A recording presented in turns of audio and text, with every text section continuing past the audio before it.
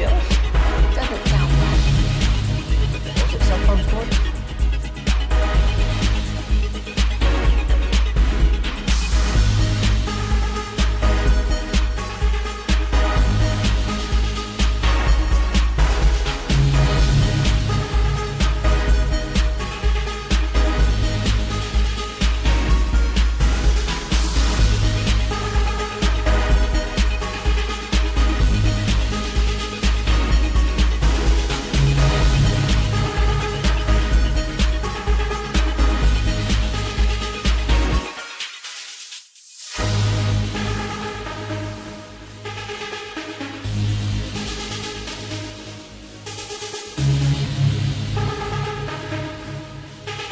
Brian brought us. All right, it's been a minute, but we are back. Ladies and gentlemen, AT&T Stadium preseason game number 2, Cowboys versus Ravens. Baltimore's in town. We go behind enemy lines with the voice of the Ravens, Jerry Sandusky, coming up at 4 o'clock. And we're absolutely loaded here on the pregame show. I'm Eric Chiafalo alongside the Super Bowl winning scout, Brian Broaddus, ready for game number 2. Good to see you. Good to see you, sir. And it's like all of a sudden we were doing this last week, and then now another one, and then Friday we'll have another game, and that'll wrap up the preseason. Then we kick this thing off for real. But hey, can I give you? I know you're the king of the monikers of games. I do like the game mantras. This is a pack your bag game. Oh, this is a pack your bag game. There's a lot on the line tonight. A lot on the line today for a lot of these guys, and you're running out of opportunities. You're running out of practices. You're running out of the games, the preseason games. Like I say, they're coming quickly, and you've had to make your impressions. We're over the Oxnard part of practice. And from my experience of being in the personnel departments and stuff, you're really thinking about your 53. You're thinking about, okay, what are the combinations? Is there anybody that can show up? Is there anybody and I talk about redundancy, and it's something that to me it makes a lot of sense when you have certain players that are doing the same things. Yeah, you want to diversify the skill sets. You want to diversify your skill set. God, it's easy for you to say, but that's what you really, really want to do. They're looking to see once again who could perform under pressure, and if you have a lot of guys that are the same type of players, it might not make your roster what it really, really needs to be. You need we need a guy for this, we need a guy for this, and we need a guy for that. So, pack your bag game, because if you don't, you've probably run out of opportunities. They're going to play one final preseason game, and then we'll see who are to make the cut. They'll get the thing down to 53. The roster the first couple of days will be kind of like, it'll be set in pencil more than it will be in pen. There'll be chances to claim and do things, make roster moves. And then you get ready for Philadelphia. So, yeah, it's going to be here before you know it. And some guys today are really it's down to the last game for them here today. Yeah, no doubt about it, man. Lots to watch for tonight. When you talk about, Broaddus, the redundancy of skill sets, yeah, I know you're thinking immediately about that running back room, right? I am. And what about a wide receiver, though, when you start to talk about guys like Mingo and Flanoy? I'm just saying – I think they're battling, and I don't think they're going to get rid. We'll see. We'll see what happens. I think maybe Flanoy might be the one outside looking in. But last week, he hasn't had great practices, but he showed up in the games, and and that's really, really important. The route running and the ability to separate the routes that he got, the way he got open. I mean, there was a couple times that he was open, the ball needed to be to him. That Tolo ball that Milton threw at him, that's in double coverage. If he comes down with it, man, what a great catch. But, Flanoy, Mingo, big body guys that you could use on the edge. I mean, I'm saying you have to be more than just a blocker. Mm-hmm. You have to be a guy that, they have a smaller guy in Turpin. He's kind of the guy they use for a lot of different things. They have different specific roles for some of their wide receivers. And I think the question you have to ask yourself right now, too, is with the roster the way it is, do you have the opportunity to carry, extra players? Say you can carry 6 wide receivers. Can you carry 4 running backs? Can you carry 4 tight ends?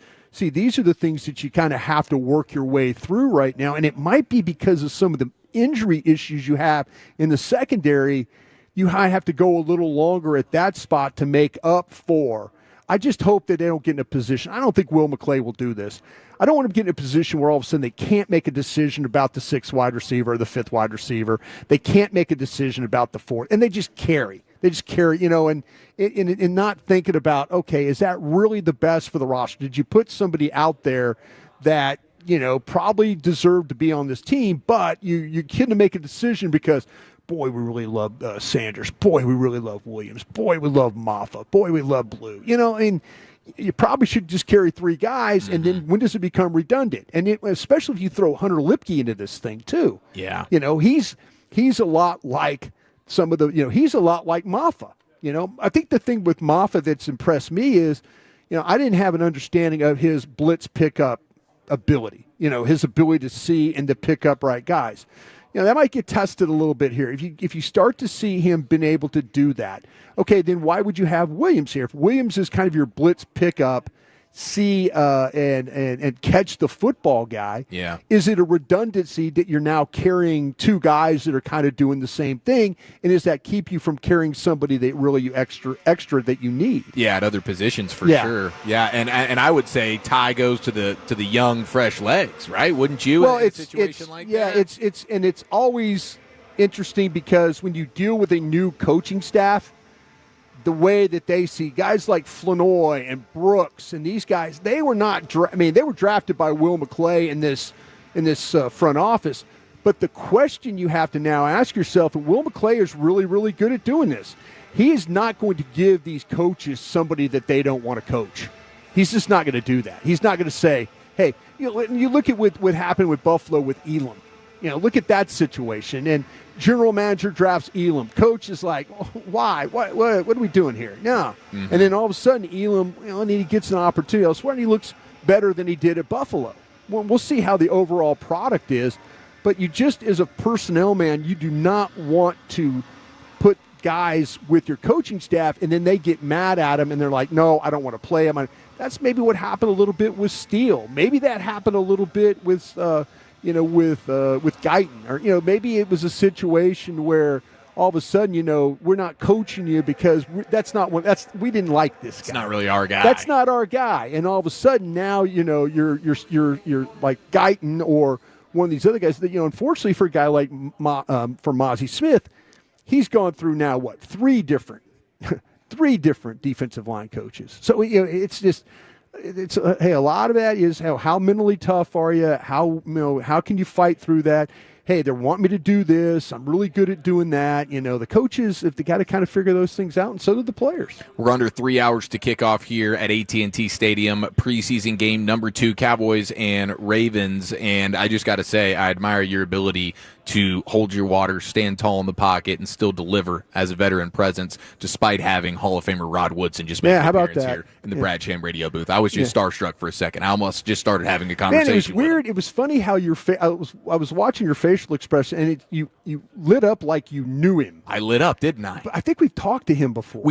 So we did get to talk to him last year because the Ravens came to town. Right. But that was when we were on the plaza. Right. And so he's in the booth. We're in the plaza. Right. And so we didn't physically get to meet him. Right. Yeah. So he walked in, and I can't help but just start to glow because that's Rod freaking Woodson. Well, you looked like you were like, hey, like long lost buddy face. I wanted to give him a big hug. And he walked by, but you see when he walked behind you, and you kind of kept talking, he had to look like, who the hell is this guy? Do I know this guy? I had to give him I had to get the fist bump. Get the dap on him for sure. That was awesome, man. There you go. Good to see him. But yeah, we will go behind enemy lines. People are texting, and is it really Jerry Sandusky? It is. It really is. Jerry with a G, though. Jerry with a G. Jerry with a G. Ravens play-by-play voice. He will be hopping on with us at 4 o'clock. We go inside the star with Bobby Belt here in a few minutes. We'll have our Meet Church segment, so go ahead and prep those texts. If you're doing it big tonight for preseason game number 2, tailgating in the backyard, whatever it is, we want to know what's on the menu tonight. And then, of course, Babe Laughenberg and Christy Scales. I will try not to have my Christy Scales flub of the night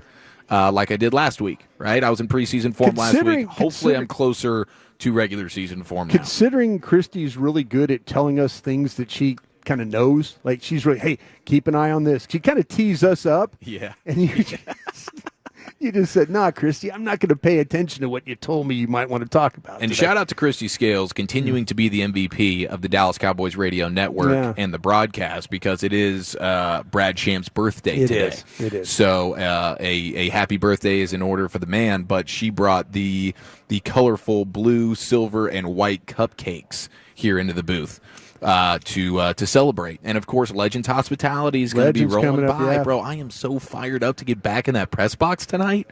I have just had absence makes the heart grow fonder. Yeah. And this has been a long off season of being without my Legends Hospitality carving station, mac and cheese, and all the works, all the fix. And so I'm looking forward to that here as well. Okay, so what else is on the top of mind for this game tonight? Of course, we want to talk a little Joe Milton. Sure we do. And what did you see from him last week? Did you notice some progress from quarter number 1 to quarter number 4? Drive to drive. Yeah. How about some drive to drive? Yeah. With Joe, it is going to be a little crazy. We saw that all the practices that we got to watch. Joe is going to throw a beautiful pass with some accuracy, and then Joe is going to throw one to me standing up in the stands. Just because of. I think the thing with Joe they yell 4 on half of his attempts. Yeah, it is the thing with Joe. What you want to see with Joe, and hopefully it comes pretty easy for him, or easier, I should say, this week, is kind of knowing where he needs to go with the ball. And I don't think he's going to get any massive, double A gap blitz. I don't think he's going to get anything exotic that he's really going to have to kind of figure out that you would probably see in a regular season game. But Baltimore will throw a little something at Baltimore, you. We just saw with Anthony Richardson decapitated. But that's the quarterback's man. Totally. That's you slide the protection. They let the furthest guy from the ball. That's on Anthony Richardson. He wore that one. Literally, he wore that one. Mm-hmm. So yeah, but if you know that, hey, protection sliding left and free rusher off the right, the furthest guy from the ball is your guy.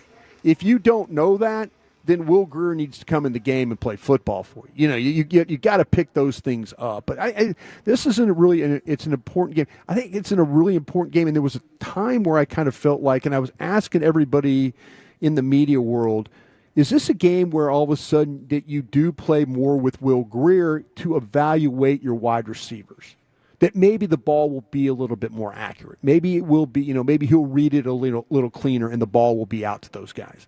And then you get the evaluation of your wide receivers. Do you get the feeling that they are prioritizing developing Joe Milton over all else? Yeah, I think that's I think that they look at this as like they probably are looking at this, and this is probably a stupid way of saying this. But they're looking at it in a way of like, okay, we've had Dak Prescott go down during the season a couple of different times, and God forbid, nobody wants that to happen. If you're a Cowboy, nobody wants that to happen. But if you're in a situation like, okay, what do we have with Joe Milton? What do we really have with Joe Milton here? And that I think that's where practice, the Rams scrimmage, the first preseason game against the Rams, and now this one. This gives them a little bit better idea going forward, like, okay, if we have to play with Joe Milton, this is probably what we're up against. I think it's really more important to them, believe it or not, to evaluate the quarterback, the backup quarterback, than, say, the wide receivers or the 4th, 5th, 6th receiver. I would say I would prioritize backup quarterback over my 6th receiver as well. No, I fully understand that, and I think you have to know. I think they know what they would have if they had to play with Will Grier. I think they're learning what they would have to do for Joe Milton in a football game. I'm ready for some Tyler Booker pancakes, huh? Yeah, it would be nice with Tyler Booker, and we'll probably see a lot of Brock Hoffman in this game. Probably see a lot of T.J. Batts. They did a great job last week, basically playing the whole football game. That's going to probably happen again today. But the offensive line as a whole, when you talk about even going to the backups, wasn't a bad effort from those guys on film. They looked good. There was protection. Joe Milton had opportunities to throw. That's the one area of the team that you feel like there is a fair amount of depth. Yeah, well, that and the edge. And I think the edge comes into play, too, today for you because of Sam Williams and guys like that. Sam Williams needs to. We've seen some clips from practice. They ran that, what we call that fire zone, where they had blitzers, and then Ezeraku and Sam drop, and then Dak, throws inside, and it's an interception. But we need to see more of those things from Sam Williams. You need to see him come out and have. I need to see Ezeraku come out and have. It'd be nice if they had a couple. Doesn't have to be sacks, but pressures right there. Right. Kind of affecting. Yes. If Cooper Rush in this game, sets slow and doesn't read quick enough, that maybe you could get Williams or Ezeraku or one of those guys. Probably bringing Sam along pretty slow because of the knee stuff and all that. But, boy, if he does get to play, it'd be nice to see him and Ezeraku have a little bit of some jump. Last week, I think that Tyrus Wheat did a really good job playing the run and also defending the pass, or playing as a pass rusher. Need more of that from those guys. Yeah, looking forward to seeing Ezeraku, game number 2. Hopefully he takes that next step a little bit more comfortable, showing off some of those pass rush moves. We are just getting started here at AT&T Stadium on the official pregame show of America's team. Under 3 hours to kick off preseason game number 2 with the Ravens in town. Let's go inside the Star with our Cowboys insider, Bobby Belt, live from AT&T Stadium next right here on The Fan. Dallas Cowboys fans know a thing or two about legacy, commitment, and loyalty. That's why Kohler is our proud partner. With more than 150 years of craftsmanship, leading-edge design, and innovation, Kohler...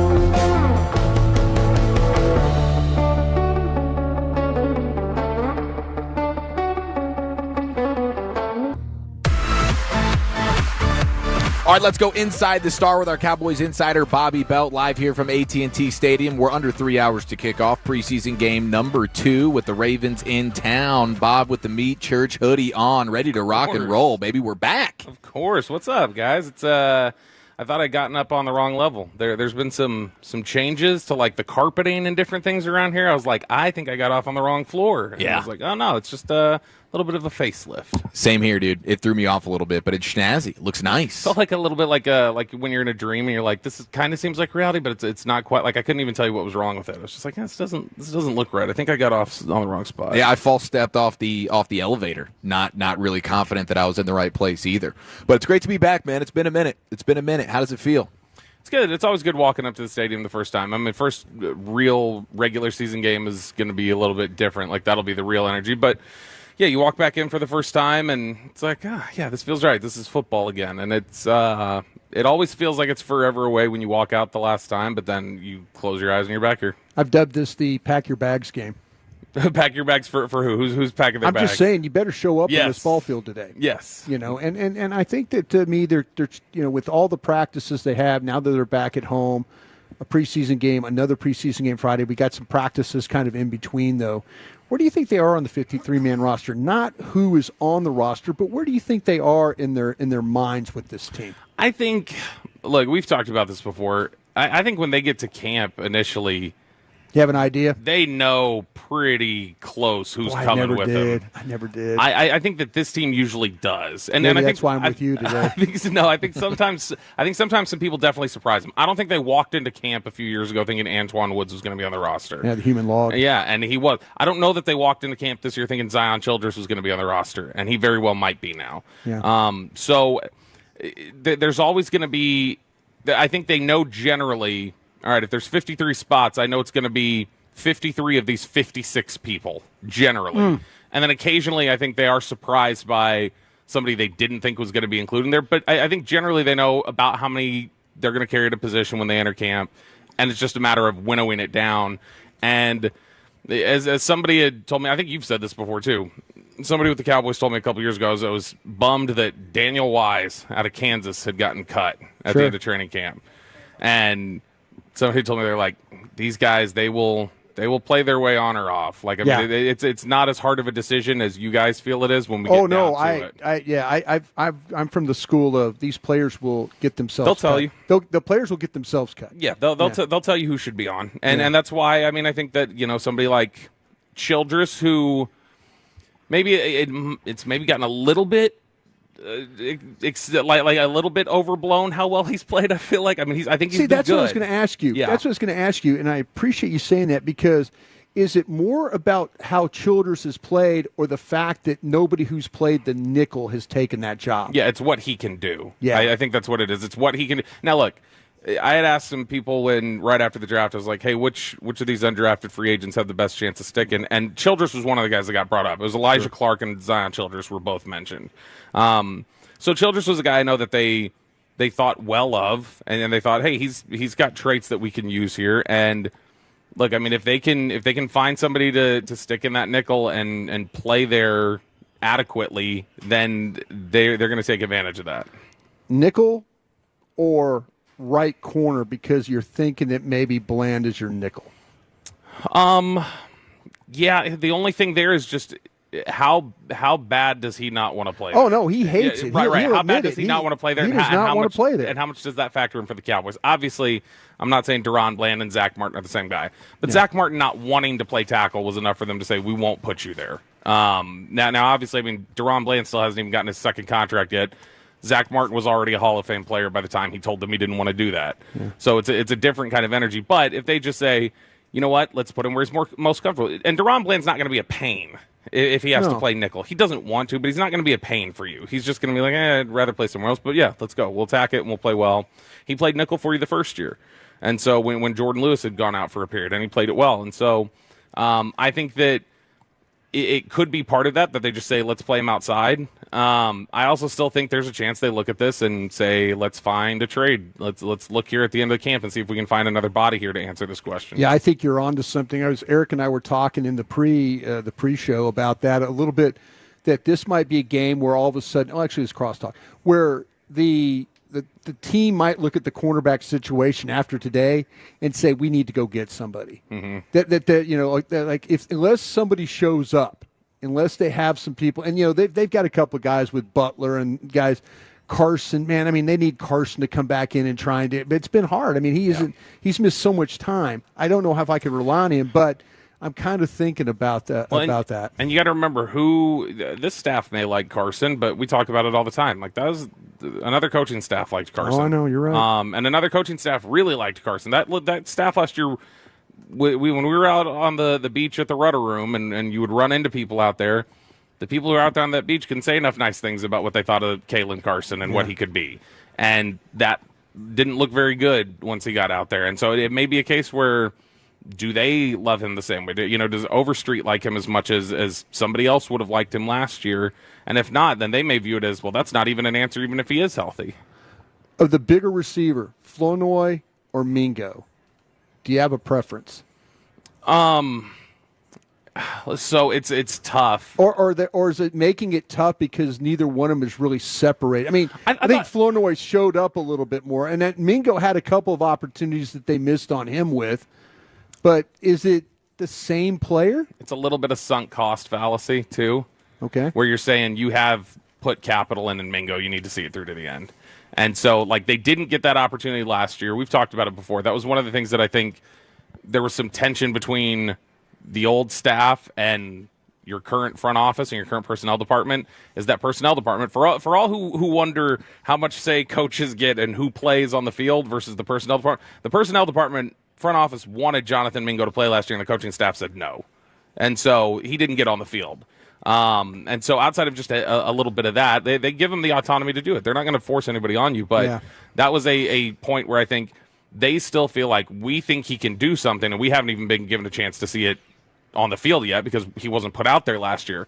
I think Mingo's on. I don't know. I think the bigger question would be: are you carrying 6, and is it Flournoy or is it Holden? I'm that with you. I think where there's a couple of positions, running back might be one. I was telling Eric, I hope they don't go wrong at running back, and I hope they don't go wrong at wide receiver because maybe you have to carry some other positions because of injuries. I know they wouldn't love it. They like a lot of their different receivers. Like, they like Flournoy. They feel like Flournoy, I know, when they love the mental makeup, the mental toughness, Brooks. The way that he fought through. I heard there was a story of his coming out of wherever it was, Southeast Missouri or wherever he came from, that Ryan Flournoy had broken his hand in the middle of the season, and they told him he couldn't practice, and he knew that there were going to be NFL teams out there in practice that week, and he didn't. So he wrapped it up, and he went out there and practiced with a broken hand, and that impressed a lot of teams, that they were like, this dude wants to show up, he wants to fight, he wants to compete, he's tough, he's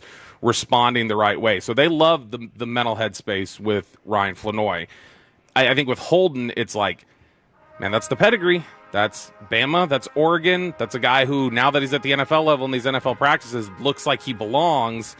The testing's maybe not there for you, but that's a guy who just knows how to get open.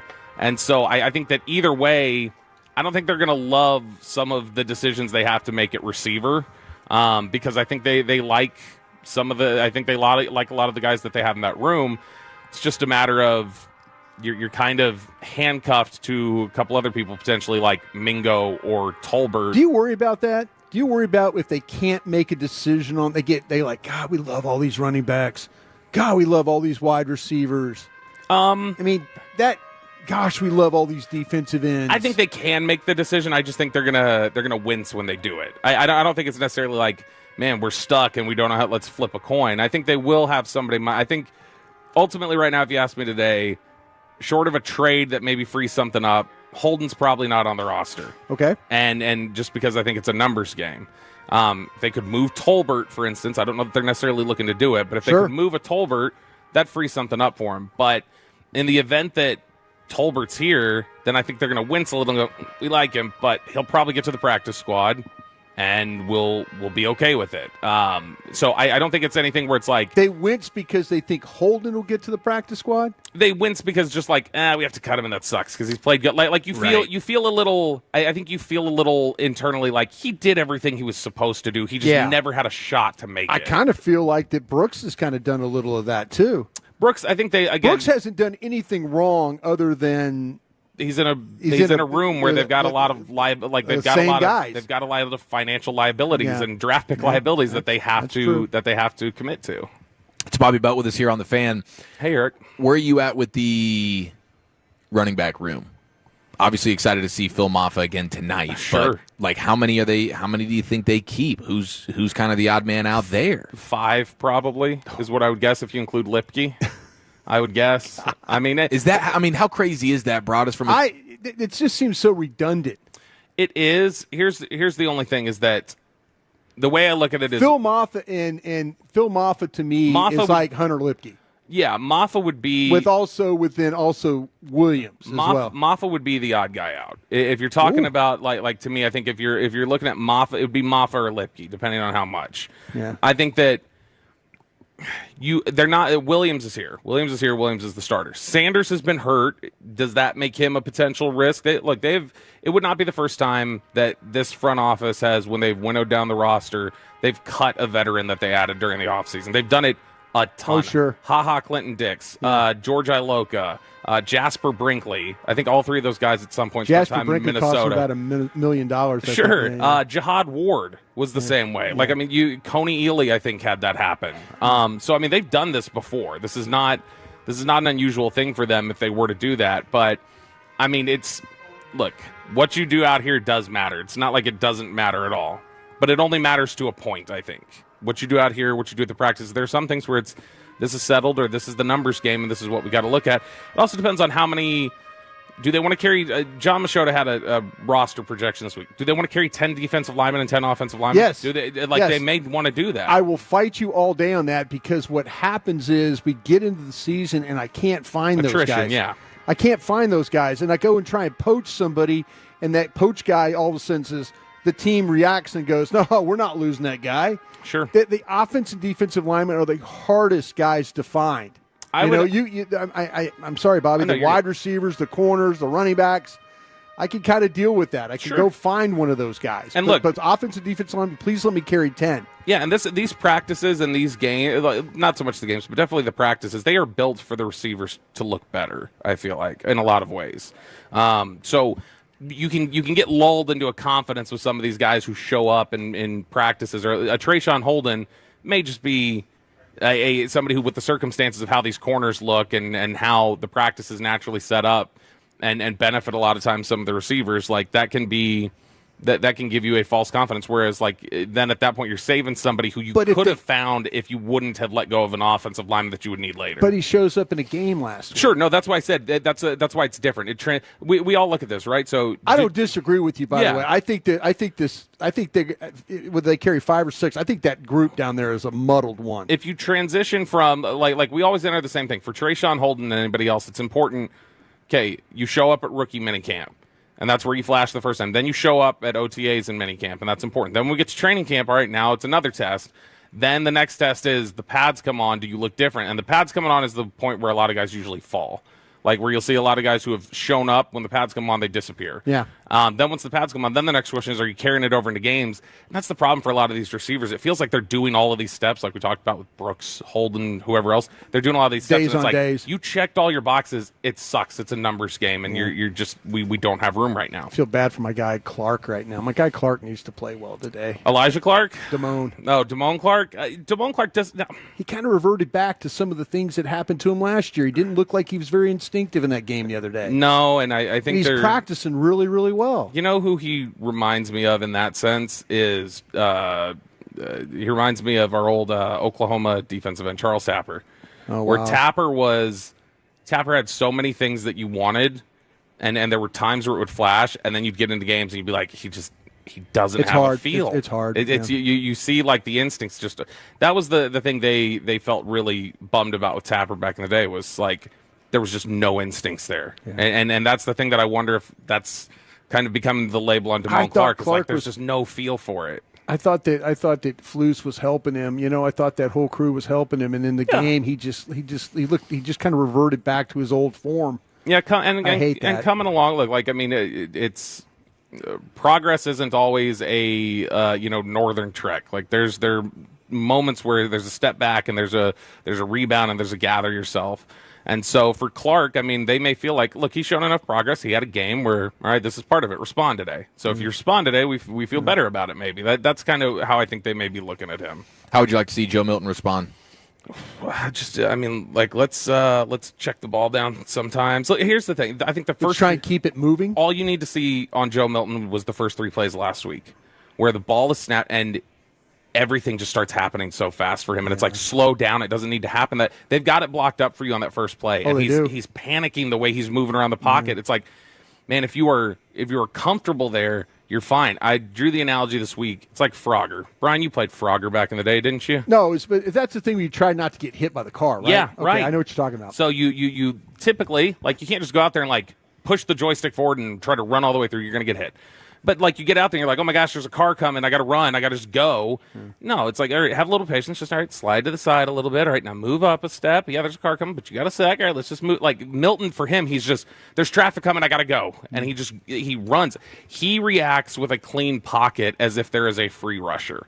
And that's not good. He can't do that. So to me, I think the biggest thing for them and why they want him taking every snap out here if he's healthy is because you got to get used to game speed, dude. You got to get used to how fast this all happens and feel comfortable with it. And if you don't, that's a problem. So for me, the biggest thing for him is looking comfortable with the speed of the game. Love it. And Tyler Booker, a quarter, a few series. I don't know what to expect. Let's get him out there, like, moving people off the ball and feeling mean and get a feel for the. I think for them, they want to see. I think the reason why last week Booker didn't play, in large part, is because they know what he's going to be, who he's going to be. Not that it's just, wow, he's going to be Zach Martin when you plug him out there, but they know what he's prepared for and what he isn't, and they just need to get him some game speed reps. That's what they're concerned with. But I don't think they feel they need to see something from him. They need to see something from some of these guys as they try to figure out how many offensive linemen they want to take. Yeah, he just needs to, like, the guy over him a little quickness and see how he handles all that. Yeah, exactly. I love it, Bob. You're a beast. Thanks for the time, bro. I love you all.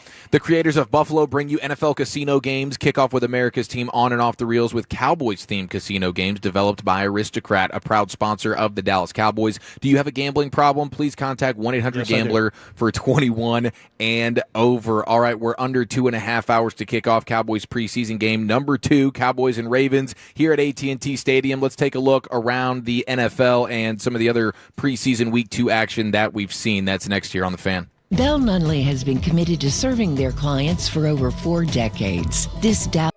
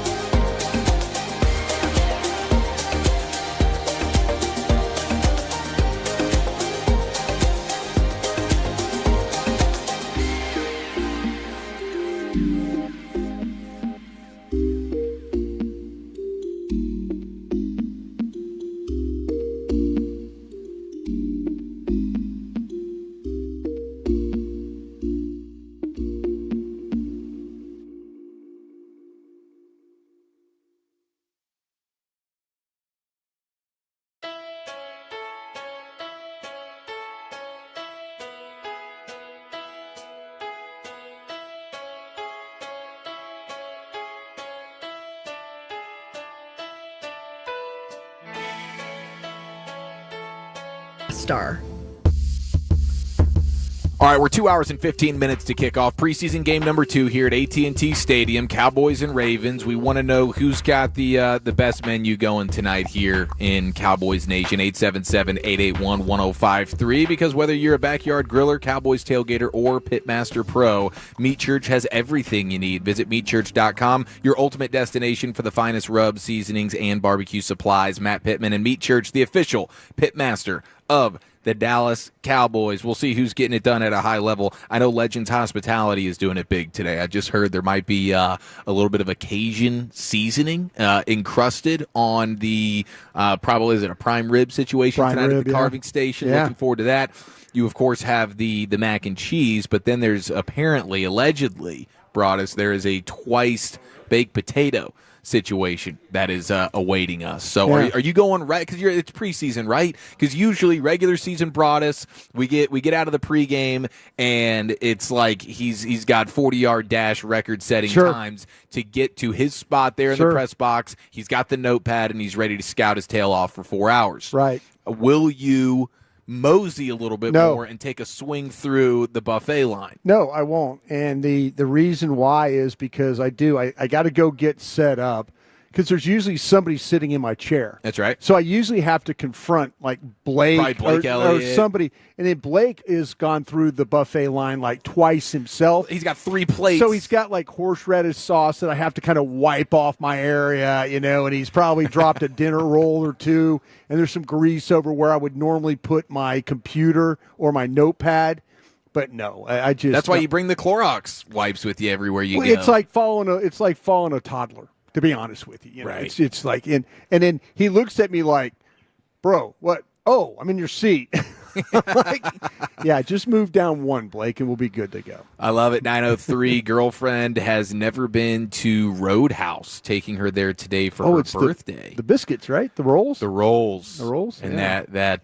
that incredible, one-of-a-kind cinnamon butter. Oh, there you that go. You lather on those rolls. And that's bottomless rolls. Yeah. It is, man. Roadhouse is a good place. I mean, hey, it's like it's you go in there. It's a Texas staple. The menu is. It's an American staple. The menu's adequate for you, and you get in there and you do some good things with them, Behind enemy lines with the Ravens play-by-play voice, Jerry Sandusky. That's Jerry with a G.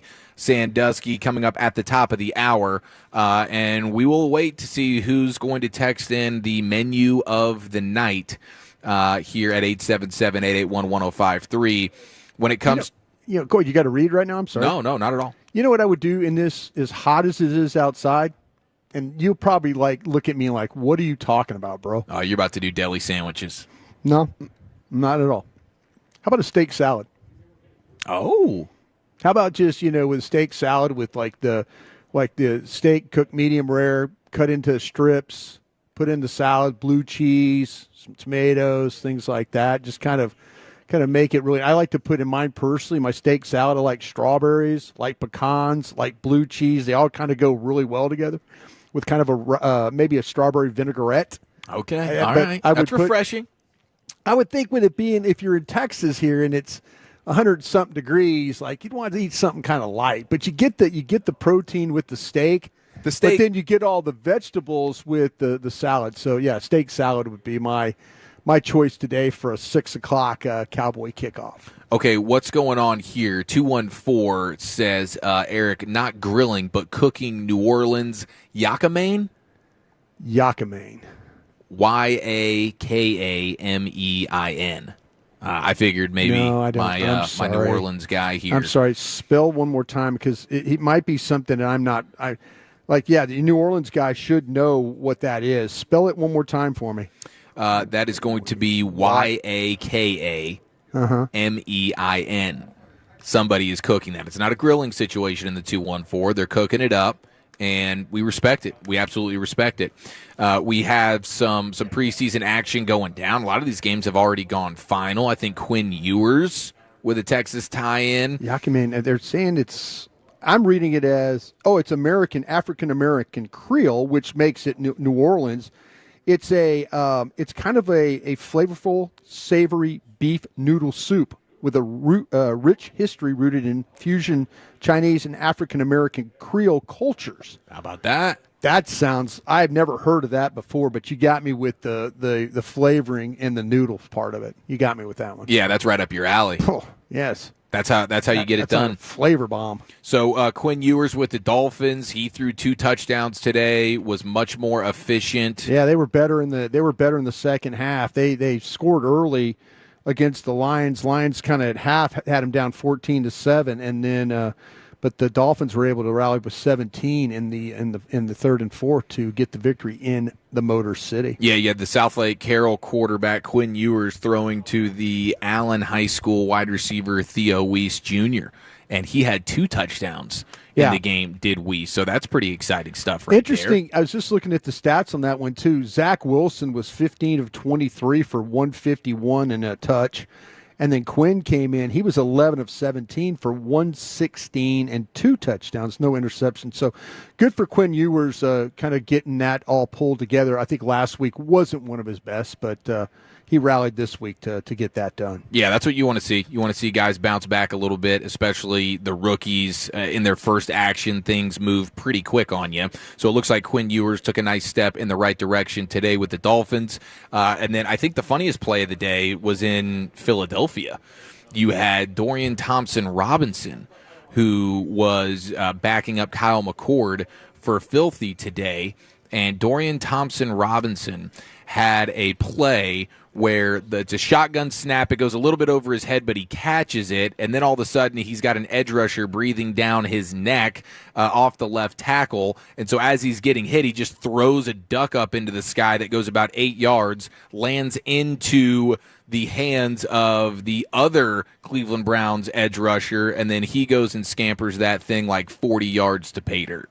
That is one of those football follies kind of plays from start to finish. That is what preseason football is all about. No, you're absolutely right. But it was, I saw in the game, though, in the second quarter that Andrew Makuba, who we talked about from Texas, who the Philadelphia Eagles had drafted. Didn't he? He got a pick 6. He had a 75-yard interception return there to give the Eagles a 7-6 lead on the Browns in the second. But it's nice to, Makuba is a guy, a lot of us in the drafting world were talking about him, and people are saying maybe he's a little bit of a smaller, undersized guy, but the ball skills, the ability to find the ball, the ability to finish plays, he's a tough guy.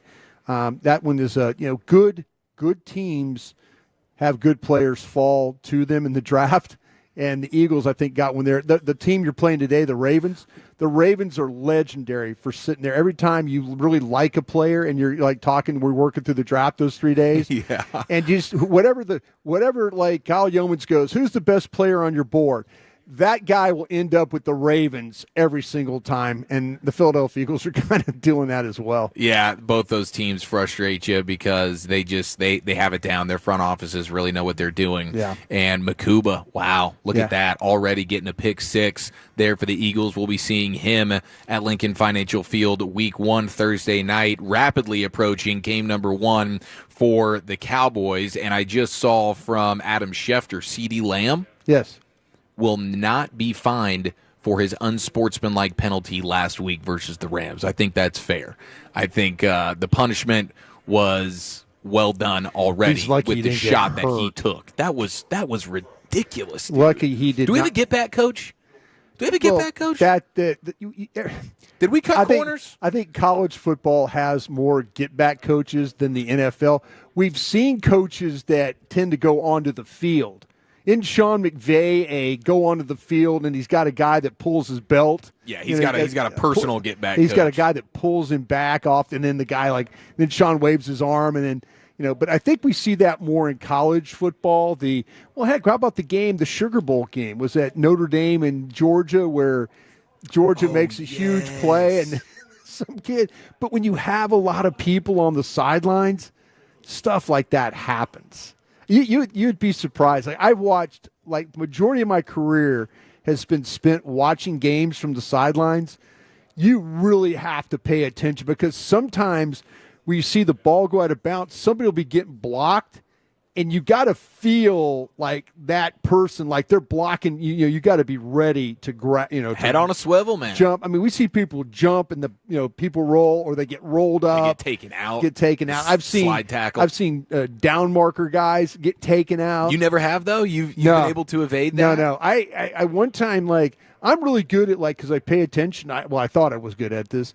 I was really good at catching guys that, like, came to the sidelines. Now, the worst one I've ever seen was it happened in a divisional game. We're playing at Texas Stadium, and Gil Haskell, one of our coaches, had a severe head trauma. He got hit. Like, sideline, he was standing there and got hit, and his head hit the back of that sideline, that AstroTurf at AT&T Stadium, and they had to take him to the hospital. Oh, my God. And that was during a playoff game, and we were getting beat anyway, but – yeah, you just got to keep your wits about you and kind of know where you are on that sidelines. 817 3-layer party nachos with Doritos, Fritos, and the cheddar ruffles. I like that. Interesting. Chris from Point. There you go. That's fantastic. And then 214 shrimp, beef, onions, bell peppers, beef broth, ramen noodles, and boiled eggs. Okay, that's what this dish is. That's the yakame. Yakame. That is okay. Now that you say it's that Creole African, I could totally get it with a little bit of that Chinese fusion to it as well. All right, let's go behind enemy lines here at AT&T Stadium. We're just over 2 hours to kick off, and we have Ravens play-by-play voice Jerry Sandusky. Jerry with a G joins us next year on The Fan.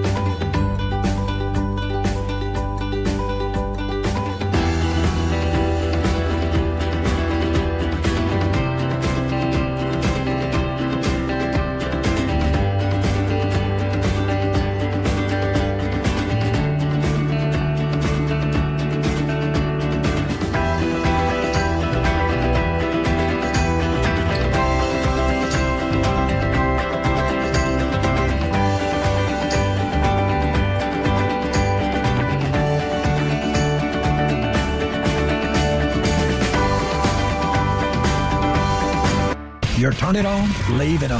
Home of America's team is 105.3 The Fan. Hello, baby. KRLD-FM and HD1, Dallas-Fort Worth. An Odyssey sports station. This is the Dallas Cowboys pregame show, brought to you by Bell Nunnally. Behind every great company. Jack Link's Beef Jerky. Feed your wild side. Volleman's Dairy, the official milk of the Dallas Cowboys. Tyson Foods. Get your Tyson Cowboys Star Nuggets available now. And by DallasCowboys.com. Keep track of the boys with daily podcasts and up-to-the-minute blogging at DallasCowboys.com and on the official Dallas Cowboys app. Jackson will hand it off. Derrick Henry up the middle. He's in the 30, 20, leg race, gone! Touchdown, Derrick Henry! And they're going wild at M&T! Let's go behind enemy lines with the voice of the Ravens, Jerry Sandusky, here live at AT&T Stadium, just now under 2 hours to kickoff here with the Ravens in town. Preseason game number 2. Jerry, thanks so much for giving us some time, man. How you doing? Great to be with you. Doing great. Midway point of the preseason. Let's have some fun. That's right. That's right. Baltimore, I mean, this you guys are always just dominant in the preseason. Yeah, I think a couple of years ago we had like a 21-game win streak. Yeah. Talk about footnotes in history that mean nothing, but it was fun. I mean, especially for young. When you say it doesn't mean anything, I think that's being short-sighted. For 90 guys on each roster, it means something because they have gone through weeks and weeks of training camp, pounding on each other. 53 guys stand. The rest hope for a shot on the practice squad. I mean, there are guys today who their life is at a fork in the road. Right. You have a big game, you're around maybe for another week, another year. You have a bad game today, you might have to find your life's work. So when we say it doesn't matter, it might not matter to you as a fan, as a bettor, as somebody who's looking at the standings, but it matters a great deal to the lives of these young men. All right, Jerry, I'm going to ask you a question. This is the former scout asking a question. This team, being the Dallas Cowboys, really are dying for defensive tackles. And you guys have got a quality group of defensive tackles. You're very deep at that spot. Can you kind of handicap it for Cowboy fans today? And you mentioned, how is this going to play out? Do you have an idea with your numbers, or can you just kind of give us an idea about your guys you got there? So it's interesting because we were visiting with John Harbaugh yesterday ahead of the broadcast today, and we were talking about the hydraulics of building a roster. And you understand what I mean by that is that if you keep 6 edge rushers, right, then you're keeping 5 defensive linemen. Uh-huh. If you decide you're going to keep 6 because you got a developmental guy you don't think you can get through waivers onto the practice squad, then you're keeping 5 edge rushers. Right. If you want an extra cornerback, you're down a receiver. So right now what the Ravens are looking at is they have a wealth of talent at defensive line. They do.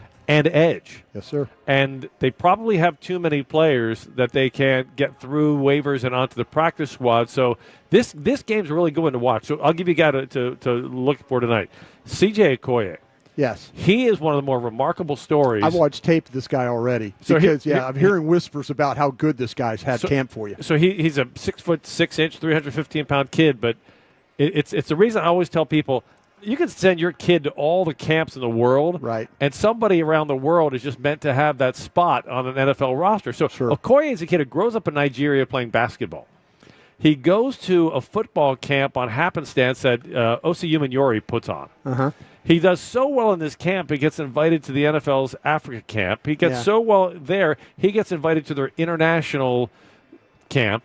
He does so well there, he gets signed to the Chargers practice squad the last 2 years. Well, Jim Harbaugh and John Harbaugh talk. Yes. He shows up in the springtime, and John Harbaugh is thinking, this kid has no shot. Yeah. Well, every day in training camp, this kid gets better and better and better.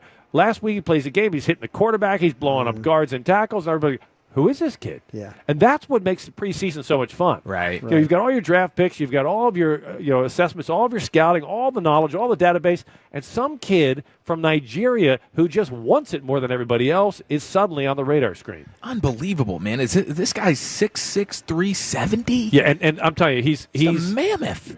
You see his body, and it's like the kind of body that casts a shadow. Mm-hmm. But when you watch him tonight, you're like, how can somebody move their feet that fast who's that big? Right. It's wild. He looks really good on tape. I mean, I watched the game last week of him. I mean, he is super active for somebody that big. In the springtime, the Ravens said, this guy's a project long-term. Yeah. in But you guys coach him mini up. camp is like, Yeah. hey, this kid maybe. And now they're thinking, this kid could possibly play his way under the roster. Sure. Hit one of the great preseason stories. Now, this is a team, like, I have my teams you follow because of how they build their roster. This is one of the teams you follow. Bill Walsh said this one time. There's 6 teams in the NFL that really get it. Yeah. This is one of those teams. No question. They know it goes back with Ozzie, my relationship with Ozzie back in the day, and what they have a way of doing it the right way. And we were kind of talking about this earlier, Jerry, that it always seems like you guys are sitting at the bottom of the draft, and then some player comes sliding down the board, and the Ravens take it. And I throw my pen across the room because I'm like, the damn Ravens again. Every time they take my guy. Look at their history. They get Ray Lewis in the 20s. Oh, yeah. He's a gold jacket statue crazy guy. This year they get Malachi Starks at 27, and every year you're right because their scouting is so good, and it all goes back to Ozzie. Mm-hmm. Yeah. That is a man who does not get remotely enough credit. Oh yeah, because he doesn't seek attention. But you look at his career, what he did. He transforms the position of tight end. The modern day tight end is started by Ozzie Newsome. Right. He's the first black general manager in the NFL. He breaks the racial barriers. Never does an interview about it. He doesn't want any attention on himself. His last first-round pick, he trades back into the first round and gets Lamar Jackson. Yeah. I mean, they call him a way Wizard to go of Oz out for a reason. That's a way to go out. But, you talk about that, too, because I really liked we were talking defense tackle with Aeneas Peebles, too, as a guy, it's just in the 6th round. And, here's a guy that probably on a lot of boards were probably a 3rd-round type of a player and all that. So, well, okay, what are we going to see from you guys today? You'll see a very familiar quarterback in Cooper Rush. He only played a couple series last week. I think he'll get the majority of the first half today because this is really his chance to kind of settle into the offense. Mm-hmm. And what the Ravens hope is the last time they really see him this season, obviously. Sure. Because we talked to Harbaugh about this. Like, why Cooper Rush? He doesn't even remotely resemble Lamar Jackson. Okay, yes, thank you. So we had a really great conversation with John about this because I really wanted to know. We had Snoop Huntley as the backup. It was kind of Lamar light. But John's point was there's Lamar, and you can have all the other Lamar lights you want in the world, but there's not another Lamar. Right. So you can't really replicate Lamar and have your number 2 be Lamar because the step between Lamar and anybody who wants to be like Lamar is still too big. So what they did is they just went and looked, who's the best available quarterback on the market that can we plug in as our backup? And so they identified Cooper Rush as one of their picks. And I said, yeah, but he can't run the read option. You're going to have to run a completely different offense. And this one was very interesting. He said, no, he's not going to run the read option. But because Lamar is so diverse, the Ravens feel like they run every offense. Yeah. With Lamar, they do anything. They do stretch zone, they do power, they do ISO, they do drop back passing, they do rolling pocket. Anything an offense does with Lamar, you can do. So with your backup, you're going to just take a piece of that offense. Mm-hmm. Snoop Huntley's going to take more of the running piece. Cooper Rush is going to take more of the passing piece. But with any backup, you're not going to run the whole offense, but you don't have to change the offense. You actually just have to shrink it to fit that quarterback. And that's why Cooper Rush, they feel, fits them because he's 9-5 as a starter. Yeah. And they know, just like you've seen with Dak Prescott, you'll lose your number 1 quarterback for the majority of the season, you're dead. Right. In this league, it's over. Right. But if you lose your number 1 for 2 games or 3 games, if you got a guy who can win 66% of those games, you're still in the hunt. Yeah, and that's the goal for a team like the Ravens, always in contention for sure. Ravens play-by-play voice Jerry Sandusky with us here on The Fan. When it comes to Lamar, any chance that he gets the extended deal and resets the market once again? We all expect it to happen. It's a matter of when. They went through it a couple of years ago, and they got the deal done, and he doesn't use an agent. Right. The thing I give him a lot of credit for, first and foremost, how bright do you have to be to negotiate a $250 million deal on your own? Lamar is pretty sharp dude. Like he figured that out. Everybody said it can't be done. Well, it was done. And because of the relationship he has with Eric DeCosta, the general manager, when you go through one of those processes and you come out and everybody still likes each other, makes it a whole lot easier to get the next deal done. And the other part is Lamar never talks about it, and the Ravens don't talk about it. They do not. No disrespect to the way things are done in Dallas. Sure. But the Ravens don't do it that way. Eric DeCosta doesn't talk to the media about it. Lamar, he's always asked. Lamar said he very respectfully, he will say, You guys know I don't talk about that in public because that wouldn't be fair to the team. So I respect the question, but I hope you respect that I'm not going to talk about it. Just leave it like that. How does the Ravens, and I think a lot of it you mentioned with Ozzie and Eric and then, with Coach Harbaugh, how do they continually lose coaches, like coordinators and stuff, but don't really miss a beat? Is it really about like a culture, or is it too simplistic to say that? Culture's a huge part of it, and systems a huge part of it. The Ravens have had 8 defensive coordinators. Yeah. 5 have become head coaches. Right.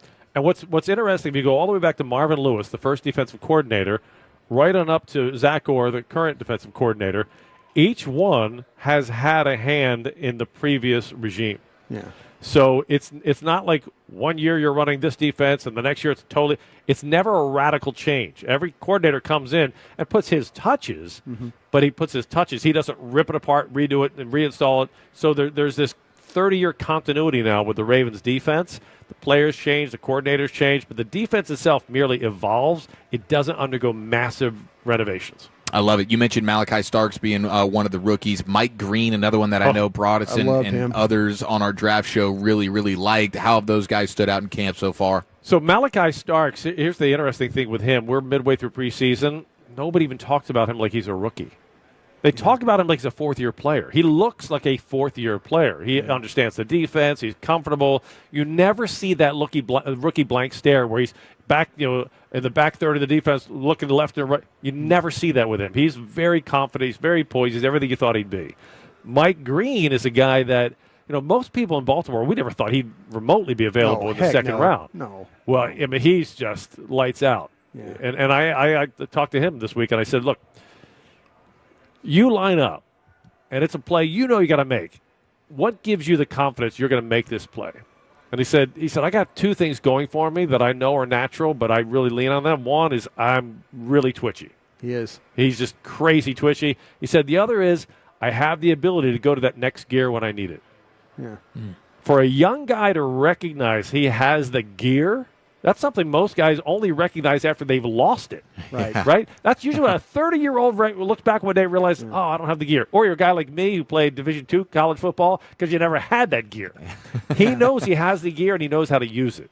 This kid he's like dynamite fresh out of the box. He's going to blow things up on offenses. We just don't know when the explosions are going to come. Man, I saw a still shot of him with the ankle bend on one of his pass rush attempts last week. He was one in college football when you talk about Carter, him, and then our own guy Donovan Ezeraku. 3 of the best pass rushers, just pure pass rushers when it came to the ability to bend, to dip, to finish where the quarterback is, to make themselves small, keep the blockers' hands off. He reminds me of the great Colt edge rusher.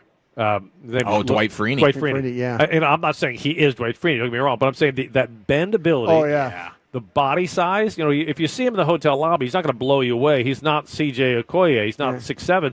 He's a normal size. Oh, he's put together okay, guy. Yeah. But he's very, very well built. Yeah. A year in the NFL weight room, he's going to blow up. Mm-hmm. But he's got that Dwight Freeney angle. The bend, yeah. That bend, I mean, God gives you that bend, and then coaches can help you teach how to use it, but God gives you that bend. No question. Absolutely. And he gave it to Mike Green.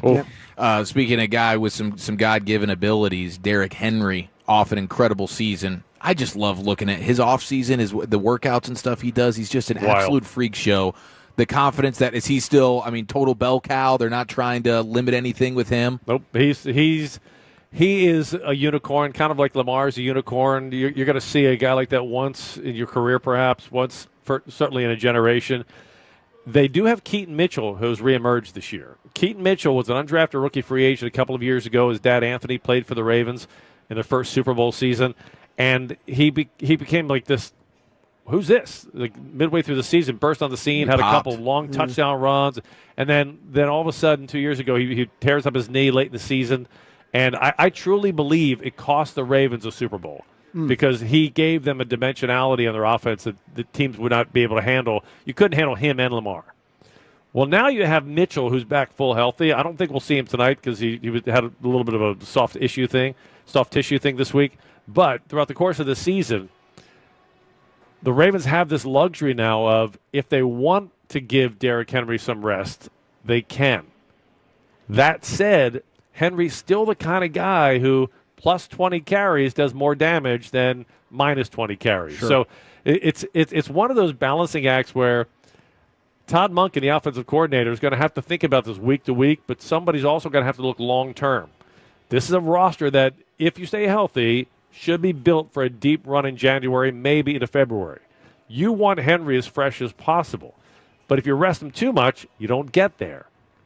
So it's a fine line. It's that fine line, and yet you also don't want to not give Keaton Mitchell any touches because he gives you another dimension. And this to me is where offensive coordinators make their money. Finding the ability, okay, we got all these ingredients. How do we use it for the ultimate outcome? Absolutely. Jerry Sandusky, voice of the Ravens, with us here on The Fan. The roster's incredible. We'll get you out of here on this, but is there any holes whatsoever? I mean, this is the expectations are through the roof. What would keep the Ravens from doing something other than just, of course, Mahomes and Andy Reid and that whole gauntlet? So, yeah, obviously, you have Mahomes and Andy Reid. You have Josh Allen and the Bills, and you have the Ravens. I think those are your three elite teams in the AFC going into it. But sure. I'll tell you back to something many years ago, 4 decades ago, when I'm starting my career, I was covering the Miami Dolphins, and Don Shula was the legendary head coach of the Dolphins at the time. And like a typical young rookie reporter, I made a passing comment in training camp to him. I said, Coach, your December schedule looks awfully challenging. He goes, how the hell do you know what my December schedule looks like? I said, well, it's written right here. He said, no, that's on paper. How do you know if my quarterback's hurt in December? Yeah. I don't have such a good team. How do you know if the Packers quarterback, they're not so good? How do you know if the Cowboys, you don't know what the hell December's going to look like? It's August. Shut the hell up and focus on August. Anyway, after I got over the shock and picked my jaw up off the ground, I never forgot that lesson. Yeah. It's so enticing as a fan especially, but also as broadcasters, to project to February when it's August, Sure. when in reality this is a league that's week to week. Players emerge, balls take strange bounces, teams get hot, teams get cold, and teams get hurt. Mm-hmm. And you cannot predict any of that stuff. So, yes, I think the Ravens have a great roster. I think they're pretty solid in most places. They're a little bit uncertain at the third safety. It's a pretty good roster when that's your concern, right? Wow. But that's with everybody healthy at the moment. If they stay like that, could be a great season. Only takes a couple of injuries to change the whole nature of the way a season goes. You guys have been through that. Yeah. We've all been through that. So I tend to look at it as it's August. Let's see what happens tonight. I'll tell you what, we got a chance to catch up with Kyle Van Noy and Kyle Hamilton last year at the Super Bowl.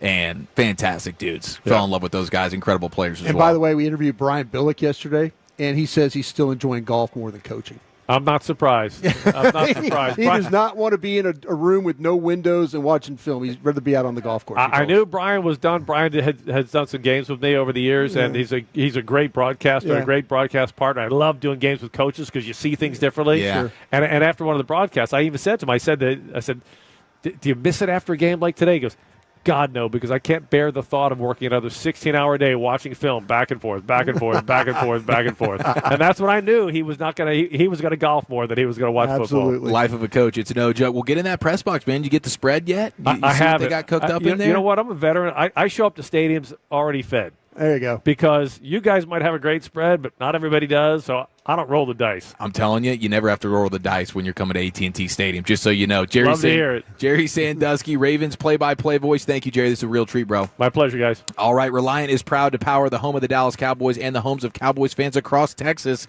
Reliant, official energy provider of the Dallas Cowboys. All right, we're still in the midst here of the official pregame show of your Dallas Cowboys with the Ravens in town. An hour and 40 minutes to go. Let's chop it up with Babe Laughenberg next right here on The Fan. Is your workplace on top of its game? For over 100 years, Pollock Aurora has been taking care of business, improving their bottom lines, and helping them grow with proven results that work. And this year is no exception. From keeping the workplace clean to custom packaging to shipping products and office essentials, Pollock leads the way in supplying everything Dallas workplaces need to do what they do. Backed by more than 10 decades of doing things right and moving companies forward, Pollock Aurora is where solved happens. Call 855-2...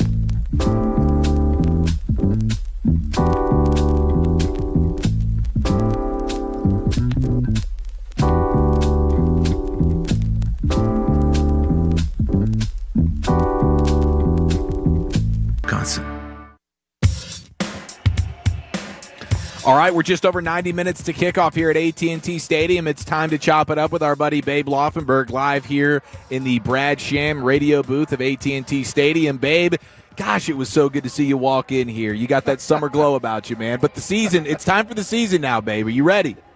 Oh, gosh, I was ready 6 weeks ago. You're a football guy, babe. We love that about you. Well, hey, like they say in football, don't get ready, be ready. That's right. Babe Laughenberg, always ready here on 105.3 The Fan and the Dallas Cowboys radio network.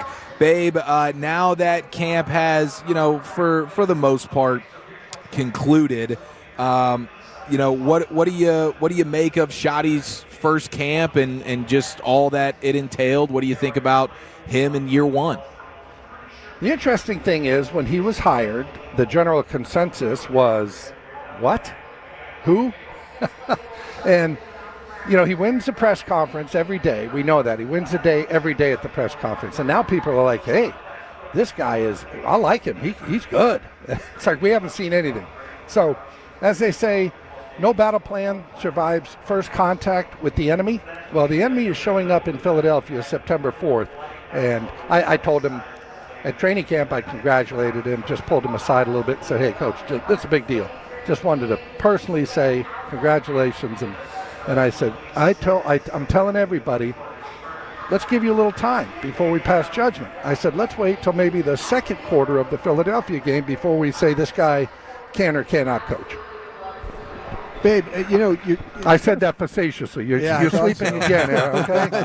I was like going, gosh, dang. It's like the Cory Booker. It's like the Cory Booker question last week. Yeah. Oh gosh, that stuck with me all week, babe. You know what I'm saying? You got to wait till the next game to make up for that play. That's the beauty of baseball. You get one the next day. You do get one the next day. Don't have to wait a week. Hey, babe, what about there's everybody's kind of talking about the offense and vanilla offense and stuff like that. Though, where do you kind of fall on? The one advantage he does have is he could practice stuff and not show the Eagles anything. But where do you kind of fall on the talk about the vanilla offense? Well, I think every team, as you well know, every team is pretty much vanilla in the preseason. They're not showing you everything. You're not going to see trick plays for the most part and all those nuances of an offense. But here's the thing. You've got to press no help on your receiver, right? It's 3rd and 6, preseason game. They're pressing you. Safety's in the middle field. It's a one-on-one shot with the wide receiver. Well, that's exactly what's going to happen during the regular season, right? I mean, there's no difference. And so the notion that we're not showing anything, well, guess what? An out route tonight, is going to be an out route that they're going to run at Philadelphia. And the deep over that Ryan Flanoy ran last week that Joe Milton airmailed him on, they're going to run that route. Milton's going to have to throw that ball if he's playing. It's going to be Dak, of course. But so the notion that, well, we're not showing anything, well, come on, go beat the guy across from you. That's what it comes down to. You have one-on-one shots all throughout the game in the preseason. Another one, Ryan Flanoy ran the little sluggo route, the slant and go down at about the 15. It's a wide open touchdown. He runs a great route, and Joe Milton missed him, threw it on a line, and Flanoy, it's funny. He came out of there, one catch, 20 yards. Nobody said, "Wow, Flanoy had a good game." Sure. If he gets those two balls, which are wide open, he's going to end up 3 catches, 70 or 80 yards, and a touchdown, and we're all going to be raving about the game Ryan Flanoy had. Wasn't his fault that Joe Milton couldn't get him the football. No question about it. Babe Laughenberg with us here on The Fan. How do you try and decipher that, and how difficult is that? Because you're trying to develop Joe Milton, but you also want to make sure he's given good opportunities to the receivers that are trying to make this team, right? It's a tough line or needle to thread a little bit. Well, I don't, and I actually asked Brian Schottenheimer about this in Oxnard, I don't know, Monday, Tuesday, this whole Joe Milton experiment, of we need to see him. We know what we've got in Will Grier. Will Grier has thrown 52 NFL passes, okay? This is not Joe Flacco, 200 starts under his belt. He doesn't need the reps in the preseason. Russ Grier may be called on to be the backup quarterback. You certainly wouldn't, after what we saw last week from Joe Milton. Now, we're going to get another game tonight, and most likely another one next week, you certainly wouldn't. I mean, Joe Milton was not ready to play NFL football last week. I think we could all say that safely. I mean, he missed wide open people. They weren't even close on some throws. Did a few things I won't get into just technically that you wouldn't want to see. Will Grier, he needs to play. And they did the same thing last year with Trey Lance, right? I mean, Trey Lance played all of it. And then guess what? Cooper Rush is your backup who gets called into duty. And he got off to a slow start once he got in there because, again, he didn't work in the preseason. So these guys need to play. Will Grier needs to play. And the other part, very quickly here, I know I'm getting a little long-winded on this one. Trey Lance was in the last year of his contract. Maybe you did need to see, okay, what are we going to do with this guy? You've got Joe Milton for another 3 years. He's going to be here 3 years. So the notion that by the end of preseason we have to make a decision if this is going to be our 2 or our number 1 down the road. No, you've got Dak signed. Everybody's. So I don't get it. But again, I'm not in that position.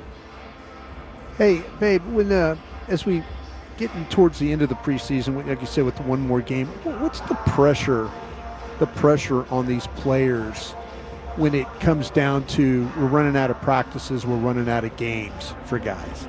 Yeah, I mean, there's a lot, and I've been in that situation.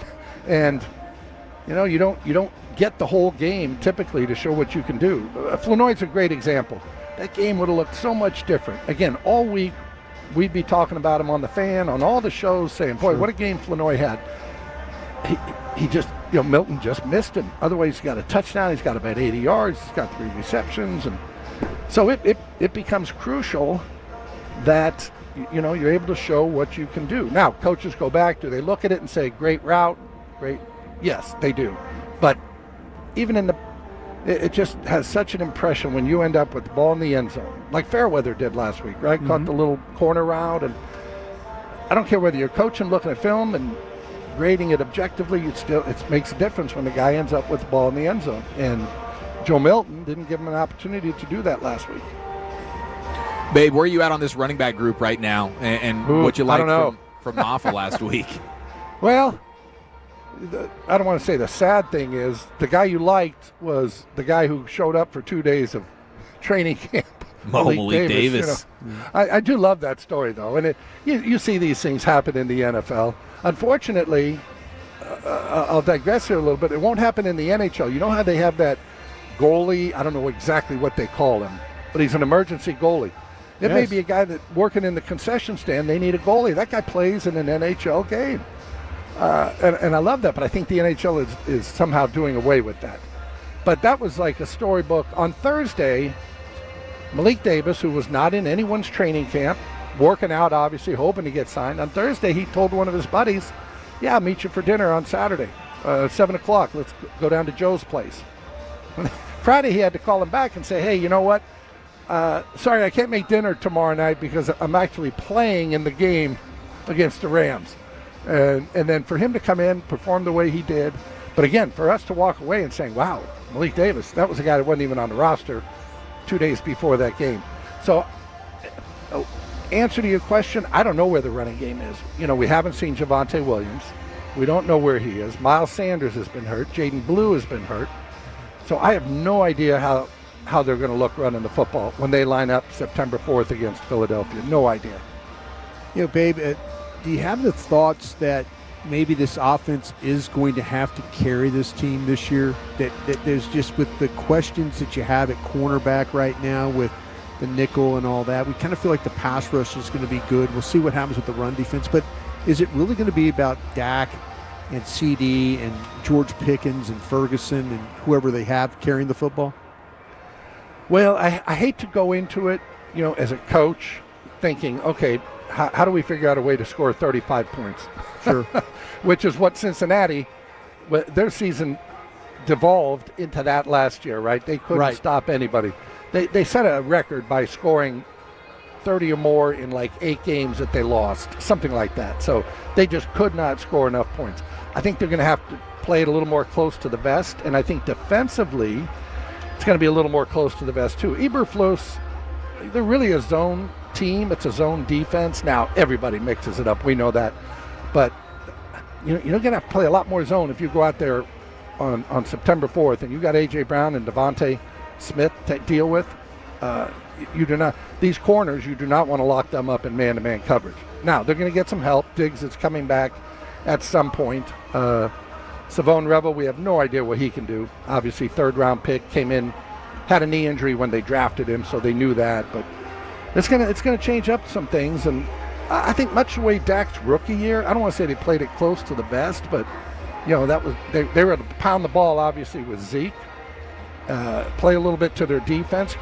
And I don't know if you're going to see a little bit of that, but no, I don't think they have the capability to play that wide open game like you're talking about. Ferguson didn't score a touchdown last year. Are we going to count on him to supply a bunch of points? He didn't have a touchdown reception. So I don't know. They got some going to go, as the great Spike Dykes would say. Well, babe, how fired up are you to watch Cooper Rush spin it again? You just can't escape this guy.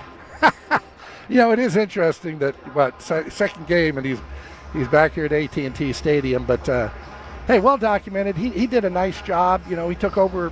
When he got in there, it was a bad football team last year. They were a losing football team when he took over. It wasn't like a situation where they were 6-0 and all of a sudden things fell apart. He went 9-5 as a starter here in his time in Dallas, and that's pretty darn good to get your backup quarterback out there and him win basically 2 out of 3 games.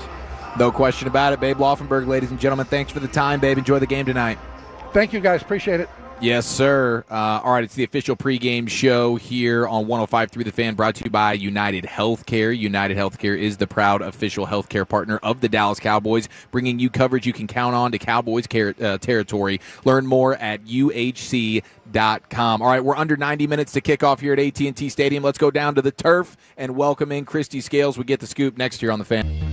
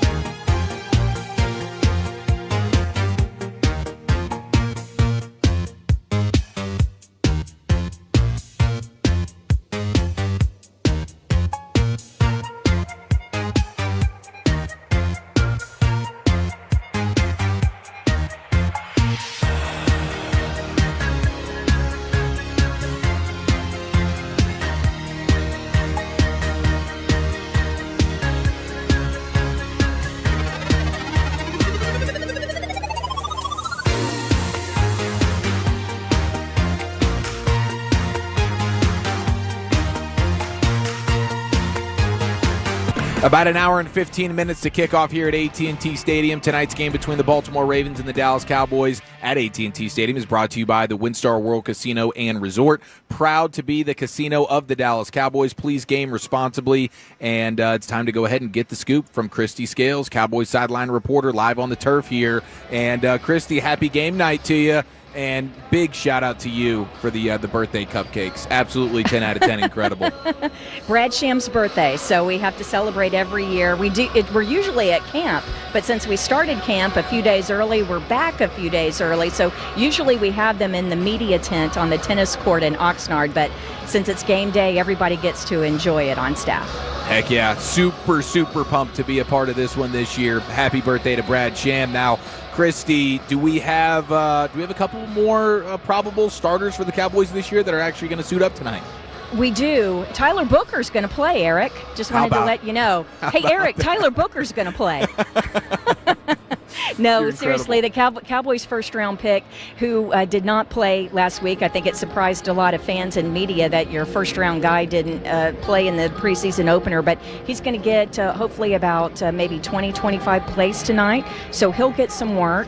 And then we're actually going to see Cooper Beebe, who did not play last week. He was one of the starters held out. They're going to give him first quarter. Kind of depends how the first couple of series go, but they'd like to give Cooper about 10 plays. Of course, they want him to work next to Booker, right? So I think that probably has to do with that, communication and guys working together. But on the other side of Booker, right tackle, Terrence Steele is going to be coach's decision not playing again this week. So you'll have two of your interior guys, and then Nathan Thomas, of course, is going to start again at left tackle in place of Tyler Guyton, who misses another game with the knee injury. So interesting along the offensive line. So at center, Cooper Beebe is going to get, like I said, about 10 plays, but then second team is probably going to be TJ Bass. Because they want to give him some more snaps. Brock Hoffman will probably finish up the game at center. But, of course, you're going to need Hoffman in at guards more because Sadiq Charles, the veteran free agent that you brought to add some depth at the interior of the line, he suffered the hyperextended knee in the loss at the Rams last week, and he's unavailable to play tonight. So kind of a switcheroo up with the offensive line. Part of that's due to injury. But a few other guys that I want to mention on offense that didn't play last week that we'll see tonight. Miles Sanders is going to make his debut, of course, the running back. Yeah, so he's going to get the first quarter. And then Hunter Lipke, who coach's decision, they didn't need to see from Hunter, see him last week, but he's going to get probably a couple of series as well. And then at tight end, John Stevens, who was a surprise. I was mildly surprised that he was held out kind of last minute last week. Of course, he's had knee injuries, rehabbing each of his first two NFL seasons. So we'll get a chance to see him back in some preseason action tonight. So he'll be making his 2025 debut. And then Princeton Fant, backup tight end, is going to work second and third quarter. He was held out of last week because of some headaches in practice earlier that week. Now on defense, Cowboys fans are going to get to see Kyer Elam, at least in the first quarter. So, and also the two other new guys, veterans coming in at linebacker, Jack Sanborn and Kenneth Murray, are going to start the game and play through the first quarter.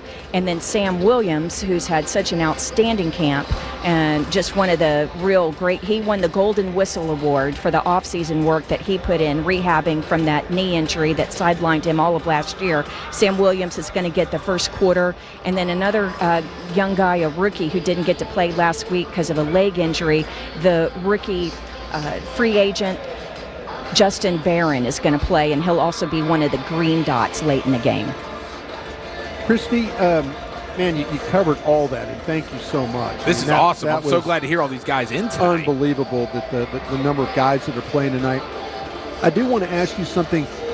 At practice, have you noticed what they've done with Awesome Richards? Has he... Yes. Again, I hope I'm not putting you in a bad spot. No, not at all. More tackle, more guard. Where have they got a kind of a little bit of a plan, or is he playing both for you?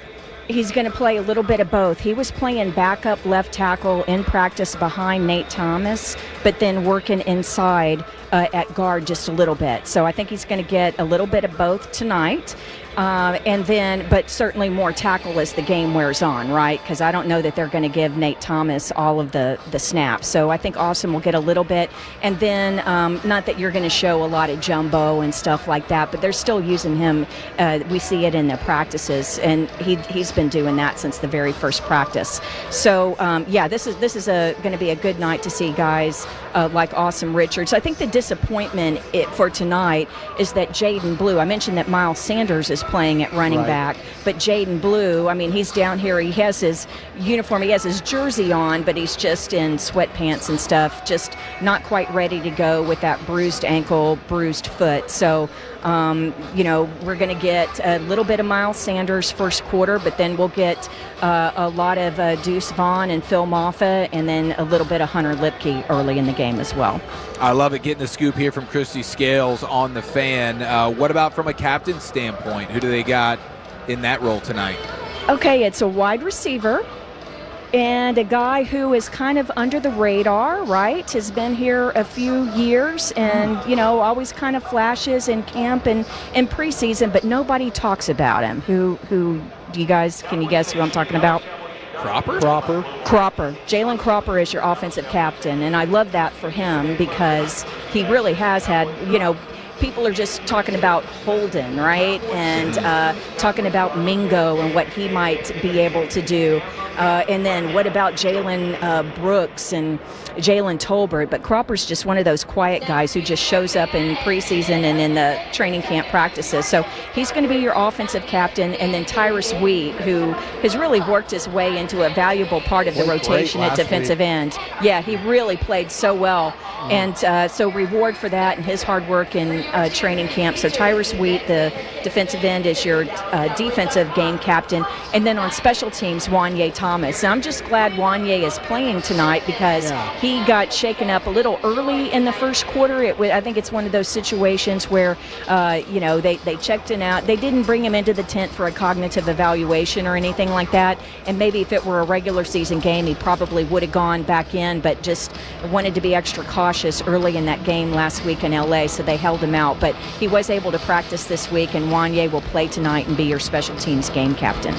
Christy, we've all kind of, we had Babe Laughenberg on earlier, and we were talking about Joe Milton.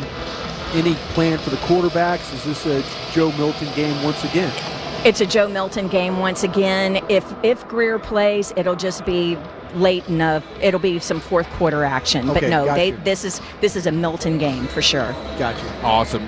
Christy, do we need to have a get-back coach or something for guys like C.D. Lamb that are getting fired up for their teammates during a game Maybe like you this? can help him, Christy, where he needs to stand.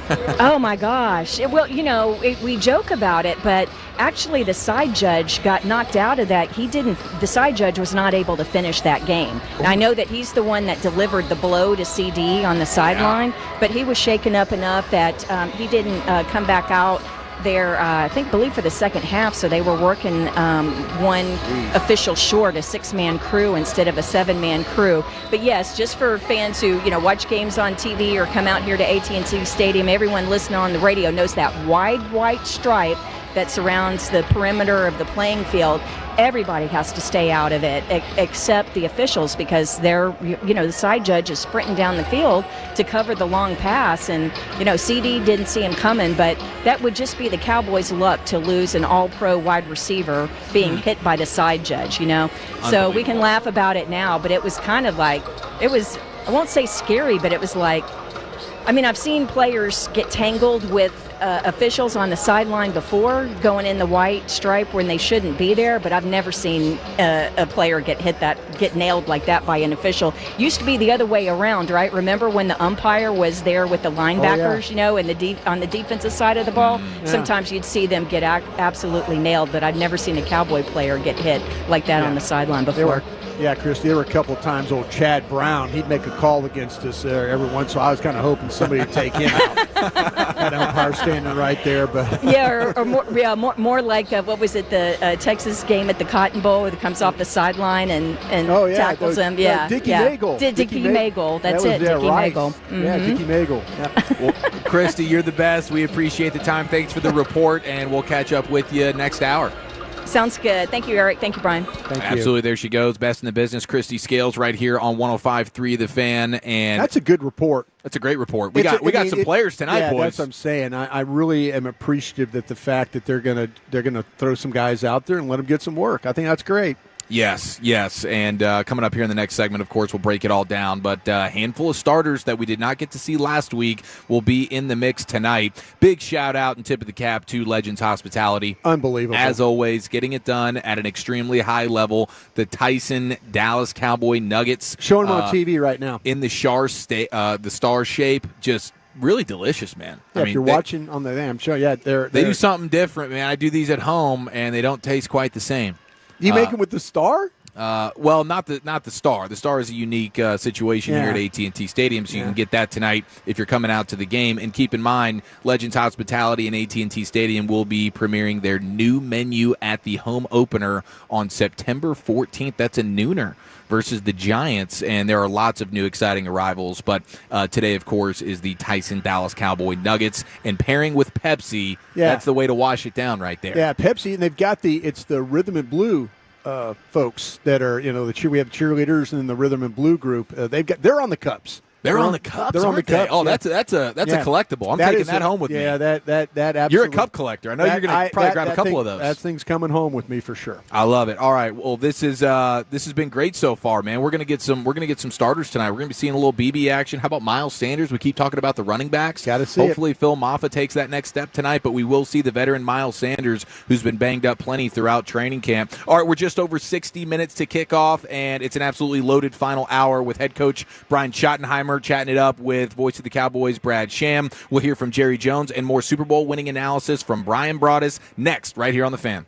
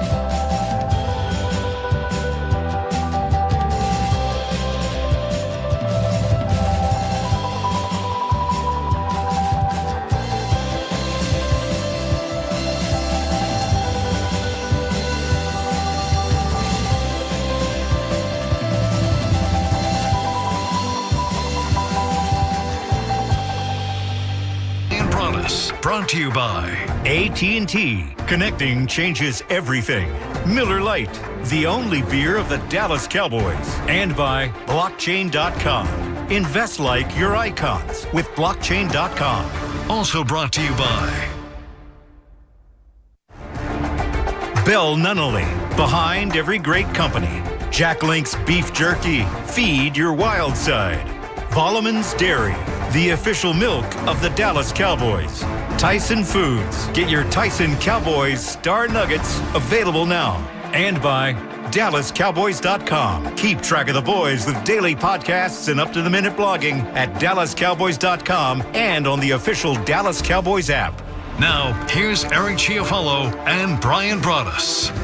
All right, we're 60 minutes to kick off here on the Dallas Cowboys Radio Network. Great to have you in the official pregame show of America's team, live from AT&T Stadium. It's preseason game number 2 with the Ravens in town. Cooper Rush back here where it all started for him. How about that? We'll see plenty of Joe Milton and a handful of probable Cowboys starters for this season in the game, which is very, very exciting. I'm Eric Chiafalo alongside the Super Bowl winning scout Brian Broadus. And Broadus, let's go ahead and dive into the preview, brought to you by SeatGeek and Sleep Number, the official sleep and wellness partner of the Dallas Cowboys. Christy Scales just informed us we got some starters playing tonight, man. How about that? We got Cooper Beebe. We knew about Tyler Booker, the rookie who did not play last week. He was a healthy scratch, but he's going to get 20 to 25 snaps next to Beebe there on the interior of the offensive line. Of course, Nate Thomas still at left tackle for the banged-up Tyler Guyton, but we're going to see the veteran Miles Sanders in the backfield there, and he's been a guy that's been a little bit banged up throughout camp, so we'll see him in the first quarter. You got Hunter Lipke playing in the game, and then defensively, guys like Kair Elam, Jack Sanborn, Kenneth Murray, and Sam Williams. So this is going to be fun. Yeah, it will be, and really great competition for them to be a part of when you start to look at the Ravens, like what they are able to do offensively. Yeah, it's Cooper Rush and stuff like that. It won't be as dynamic as, say, having Lamar Jackson in there, but when you're talking about the offensive line, their running game, I mean, we had Jerry Sandusky on there, and he's kind of talking up. They've got some down the line guys that will that you kind of need to keep an eye on. I kind of wanted to pick his brain about those defensive tackles. Who can we poach? I was looking at his, and it's funny because Wolchuk asked me. Wolchuk was driving in, and he texted me like, "Great question to Sandusky. We need to know those defensive tackles." And you're absolutely right. This is a good opportunity to be able to evaluate if they do play somebody and trying to sneak somebody through. There'll be scouts here from other teams watching, but also, though, your own scouts, your own pro personnel guys will watch this tape, too, and say, man, the Ravens do have some guys, and they're going to have some surplus at some positions. And, if you want to maybe, you probably won't be able to swap with them, but depending on where you are in the claiming order, Dallas didn't have a great season, where they picked 12th last year, this past year in the draft. So you're in the claiming order, you're kind of in that just outside the top 10. Mm-hmm. But maybe, there's going to be some guys, and the Ravens are a team that you clearly follow. They're teams that you tag throughout the summer that you follow because they're going to have surplus at certain positions, and their defensive tackle group is pretty good. Yeah, and the Ravens are just kind of always one of those teams, just one of the best organizations in the NFL, and this is maybe the best roster in football as well. So, this will be a good challenge for the Cowboys' depth. Well, yeah, and when you schedule games like this, and it's sometimes you will schedule teams in the preseason that last year the Ravens came here. It was a close game, but it was close at the end in the score. Yeah, but it was a first half blowout. But it wasn't close overall. So but you get a really good evaluation. The Rams last week, with a decent roster. The Ravens probably with a better roster. You get a real evaluation of your players when you play preseason games like this against really good competition. What do you think that says about them wanting to see Miles Sanders in some game action tonight? I think they're trying to kind of figure out this running back situation. I personally, and this is a guy that watched 8-9 practices when I was in Oxnard, and I personally felt like that Sanders in blue gave me that oomph, that that wiggle, that quickness. A little bit more explosiveness. Yeah, and Williams was a little bit more of a plotter, but here he is. He can catch, he can pass protect, and all of a sudden, then you get Moffa last week, kind of a straight-ahead guy. Oh, wait, you throw him the ball. Great. Oh, wait, he's going to blitz pickup now? Oh, even better. Not that he is Williams that type, but he shows some traits that way. And I'm kind of like, give me the guys that in this offense, I don't need just the guys that are going to just pound the ball. I need the guys that are going to, chunk plays, the explosive running plays. That's explosive running plays. We remember what Zeke was like in Dax in their first year. Those explosive runs were a difference in the way this offense was able to get things done. And we'll get to see Cooper Beebe, your starting center, and your starting rookie right guard. They Tyler need to work Booker. together. They need to work together. And we've talked about this defensive tackle group. It'll be a challenge for them to be able to get the push but if they find a way to run against these defensive tackles, I would be very, very encouraged if I watched the film on Sunday and all of a sudden it's whoa, okay, look what we're doing here. Oh, wait, yeah, that looks pretty good right there. So, it'll be a game that you could get some really good evaluation, and I'm glad a lot of these guys are playing in it. Yeah. I mean, the Miles Sanders thing, no Javonte Williams, but seeing Miles Sanders, that feels like, okay, Javonte Williams, and Bobby was telling us earlier, Cowboys insider Bobby Belt, Williams is a lock. He's good. Sanders would be the veteran that maybe. Yeah. I was seeing it as Sanders as the starter, Blue, and then have Williams as that third down guy. Right. Moffa's played himself. This is how I kind of came out of practices, looking. I felt like, okay, give me the explosive guys. With Moffa, is that kind of like Hunter Lipke? Is it the same kind of player? Yeah, but like I said, Moffa's put himself in position to be potentially on this roster. If you could have a few words to give to Joe Milton before tonight's start, what would you say? Bro, you just need to don't be a hero in this game. Don't be a hero. If there's three options, take the easiest option for you. Don't give me four options and then you take the hardest of the four. Just if you know where these guys are going to be. You know where their routes are going to be. Find ways to get these guys to football. Just settle down, calm down, make some good throws. Now, that's going to be on Schottenheimer, too, to kind of get him into a little bit of a rhythm in this game where he could, just trust what trust what your offensive line is going to do in front of you. They did a great job last week, in my opinion, of giving him some very clean pockets and the ability to make some throws. He just missed on them. All right, we're under 60 minutes to kick off here on your Cowboys pregame show live from AT&T Stadium. Let's get you the Coach's Corner. Voice of the Cowboys, the birthday boy, Brad Sham, standing by with Cowboys head coach Brian Schottenheimer for tonight's Coach's Corner. You're listening to the Dallas Cowboys Radio Network. One of the main reasons for poor vehicle performance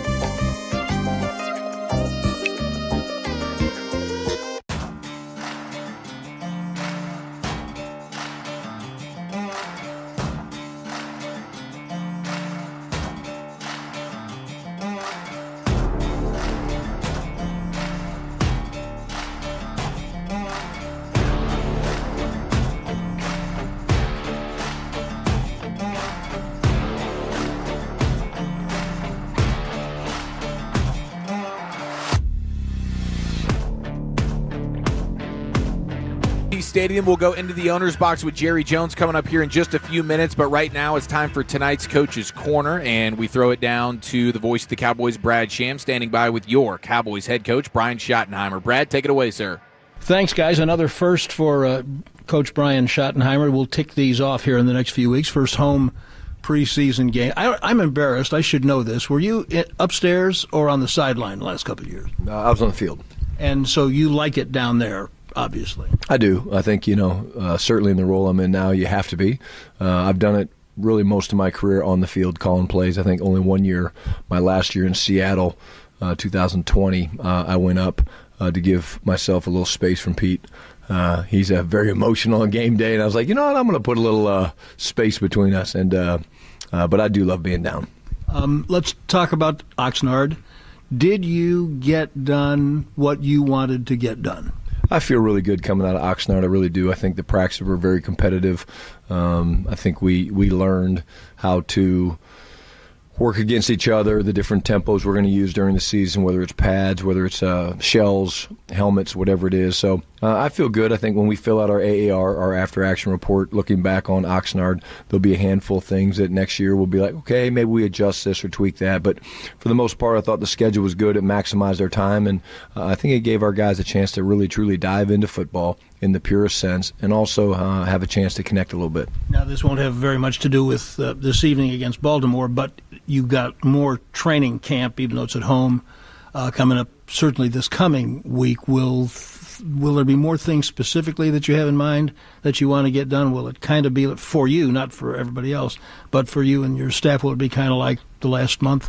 Yeah, I believe so. I think, at the end of the day, we're excited to have the fans come out to these couple night practices. And like I said, right now we're in the town evaluation mode. And when we play today against the Ravens, it's like, we're going to be pretty simple. We're not going to show a lot of things. It's going to come down to execution. And I know I talked about this the other day, but I really do believe it. I think, the number one thing for me is that we start faster, really as a football team. We get off the field on 3rd and 4th down defensively, eliminate the 3 and outs on offense. I want us to tackle better on defense. And then overall just, get rid of the self-inflicted wounds. Get rid of the pre-snap penalties. I get it's preseason. I get the officials are going to call those things, but don't allow them to call the things like not being lined up enough on the line of scrimmage as a tackle. This will probably be one of the first of many questions I will ask you this year that I know in advance you don't particularly want to answer, so I'll do my best with whatever you want to do. You've talked about the plan you have for each player in terms of snaps for the preseason. Philosophically, where are you on playing starters in preseason? I think it depends. I think each guy is different.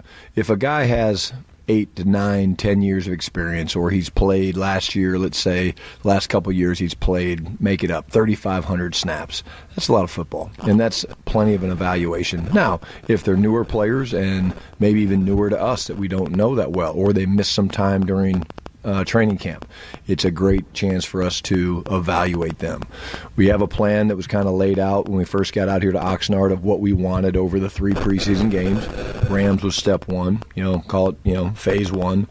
This week against Baltimore tonight is phase 2, and there's a certain number of snaps we're trying to get collectively combined for certain players of those 2 games, and then there's guys that will just play in this game, and of course there's the guys that really are fighting their butts off to try to make the team, and those are the guys I like to watch. I like to watch those guys because they've got a little bit more at stake, and I like to see the guys that can handle the pressure and compete every day. So there will be perhaps some guys who play tonight who didn't play last week and might not play next week. That's correct. Yep. And again, it's a number count, and it's fluid and it moves. And if they're doing well, sometimes we take them out a hair faster, not a whole lot. And if they're maybe not getting as many opportunities, they'll play a few more snaps than we wanted to. But as long as we live in those different ranges, I think we're very comfortable coming out that we've got the evaluation process right. So I think the answer to this question is in that one. But for people who talk about the necessity to form cohesion in the offensive linemen who are going to play, you think you can get that done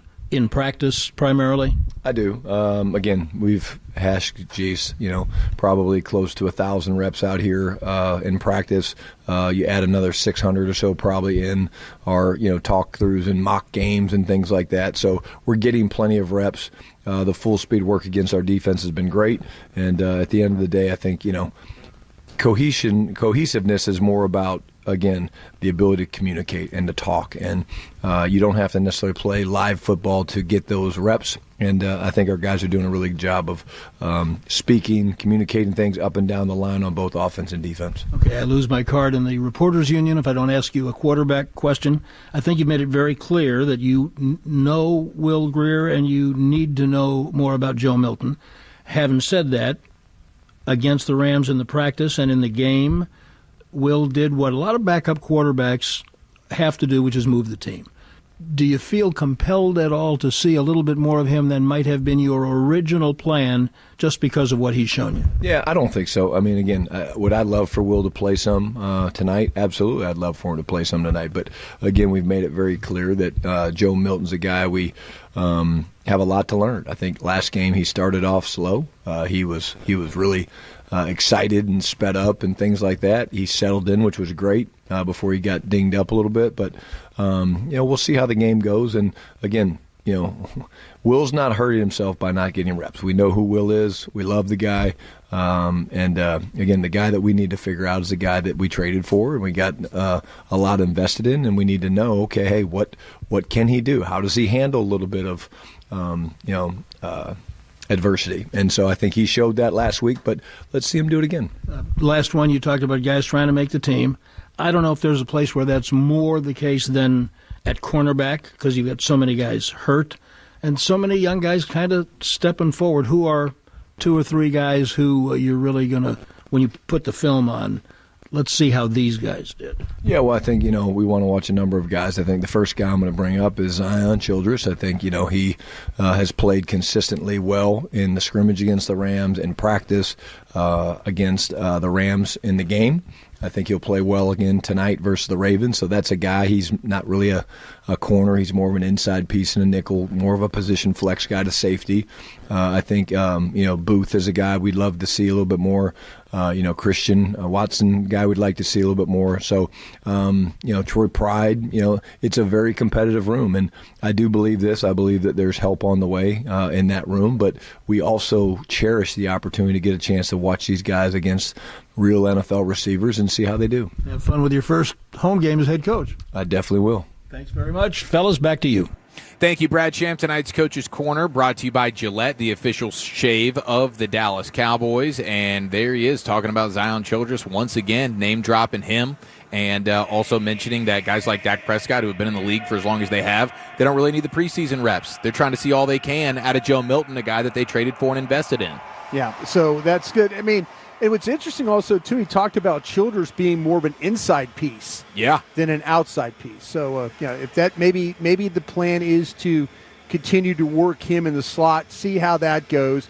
He's around the ball, likes to tackle, those kinds of things. So maybe they do feel like him a little bit more, and then that'll allow them to keep Bland to the edge. Yeah, I think that's going to be the plan moving forward here, unless Zion Childress kind of slips in his play tonight and perhaps even next week as well. But going into week 1 with Diggs still banged up, I imagine that's how they want to go ahead and approach it, especially with Bland not wanting to be much of a nickel corner. But you will see Kaiir Elam tonight for at least a quarter, thanks to Christy Scales with that scoop. All right, the official pregame show of the Dallas Cowboys, 36 minutes to kick off here at AT&T Stadium. Let's go into the owner's box with Jerry Jones coming up next. Dallas Cowboys football will continue in a moment.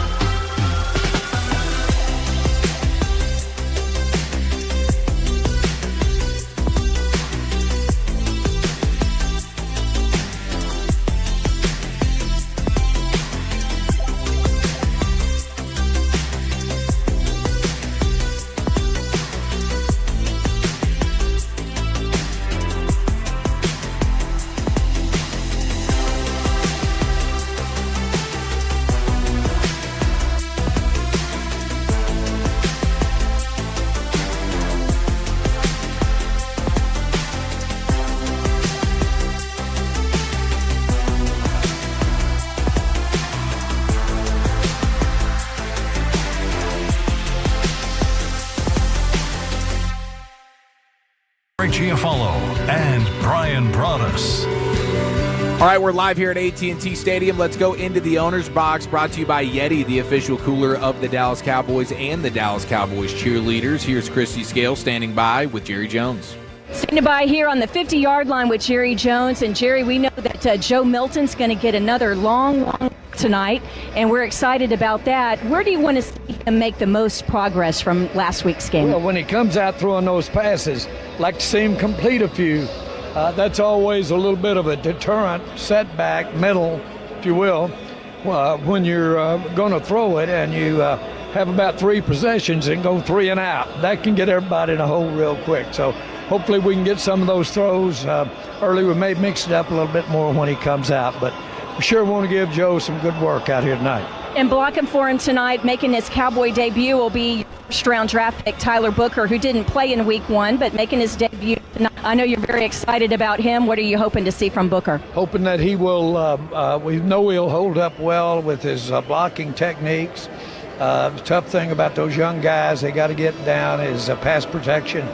Again, giving Joe some good protection out there will be a good combination to see for a couple of first-year guys.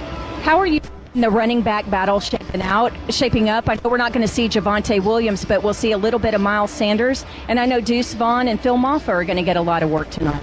Well, I'm glad to see Deuce getting some snaps. He has earned it, deserves it.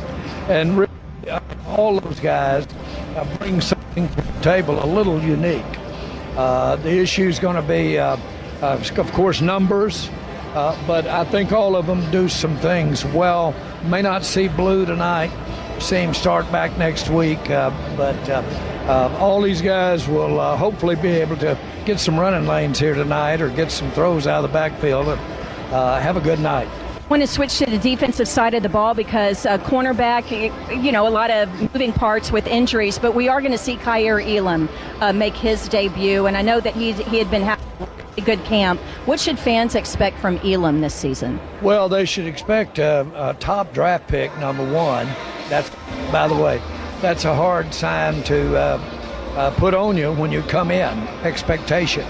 And he's had high expectations, but there's a reason why he was picked that high. He's been showing that in camp. So we certainly need that position depth that he could provide. So hopefully he'll have a good night.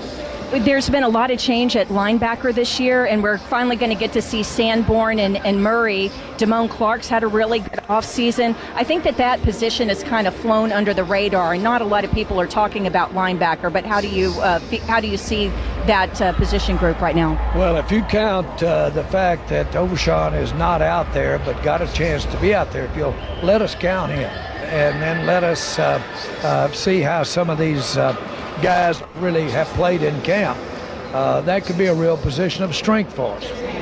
It was fun to be at the red carpet event in Hollywood on Monday night for the premiere for the Netflix show, which drops on August 19th. What do you want fans to take from that series? Oh, me, I will tell you, it shows a serious contribution from a lot of people.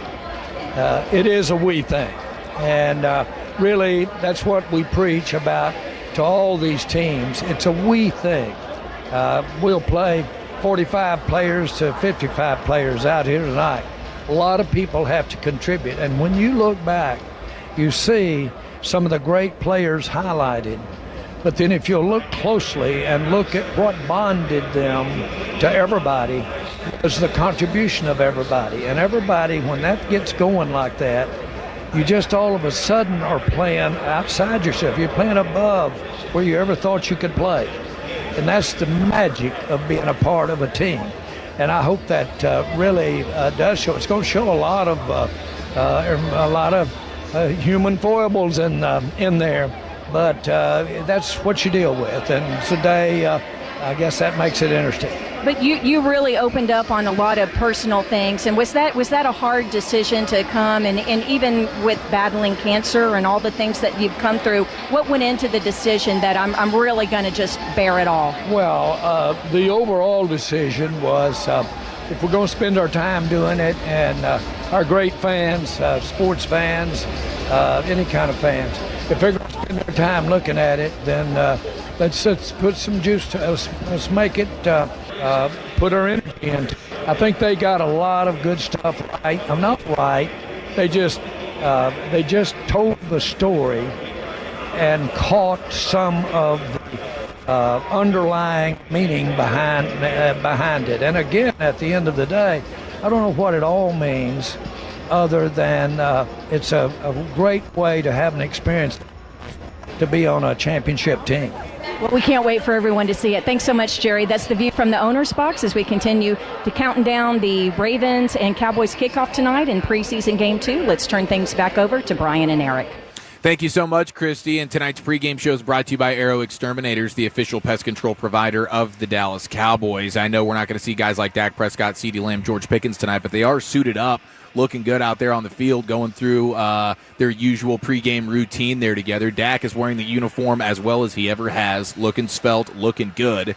And George Pickens, I think, may have the smallest shoulder pads I've ever seen. He's got the Stetson Bennett shoulder pads cooked up. And how about Sam Williams with no knee brace on as he's going to be playing tonight? That's very encouraging to see Sam without the knee brace. We'd kind of seen in the OTAs and mini camps and then into training camp, Sam was having to wear that knee brace. So obviously he's feeling more comfortable about it. Britt Brown, the trainers, everybody's feeling more comfortable about allowing him to go out there without it. We're going to see some starters tonight, Broadus. You're going to have BB and Booker. You're going to have Miles Sanders in the mix. Defensively, you're going to have guys like Jack Sanborn, Kenneth Murray at the linebacker spot, and Kaiir Elam at corner as well. I'm excited to see how he plays. Yeah, I am excited about Kaiir Elam, and how he is going to perform tonight. He has done a really nice job in the practices that we've got to watch. It started all the way back to the OTAs and the mini camps, the media portions of practice. He was always making a play. And then I was watching like 8 or 9 of those training camp practices, 3 interceptions in 1 week, and not just covering, it's everybody say, well, he's covering guys down the line guys. No, he was covering Lamb, he was covering Pickens, he got opportunities against the various wide receivers, and he was able to show up. So it'd be nice tonight to see him get some of this game action and see if Matt Eberflus does some things with him. Yeah, absolutely. Just good to see some of the starters out there. Yeah, and especially like the run defense, Sanborn, Murray. Maybe we could see them stop the run a little bit better tonight. Yeah, that would be, we'll see what in fact Todd Monken and the Ravens want to do and how they want to load this thing up. But yeah, Dallas, it'd be nice to see them get off to a good start defensively. Last week was right out of the gate, the 2 drives, it was just, it was not good defensively, and hopefully they'll find a way to put some things together against a very good Raven offensive line and running game. All right, as we inch closer and closer to kickoff, let's go inside the booth with the voice of the Cowboys, birthday boy, Brad Sham, coming up next. You're listening to the Dallas Cowboys Radio Network.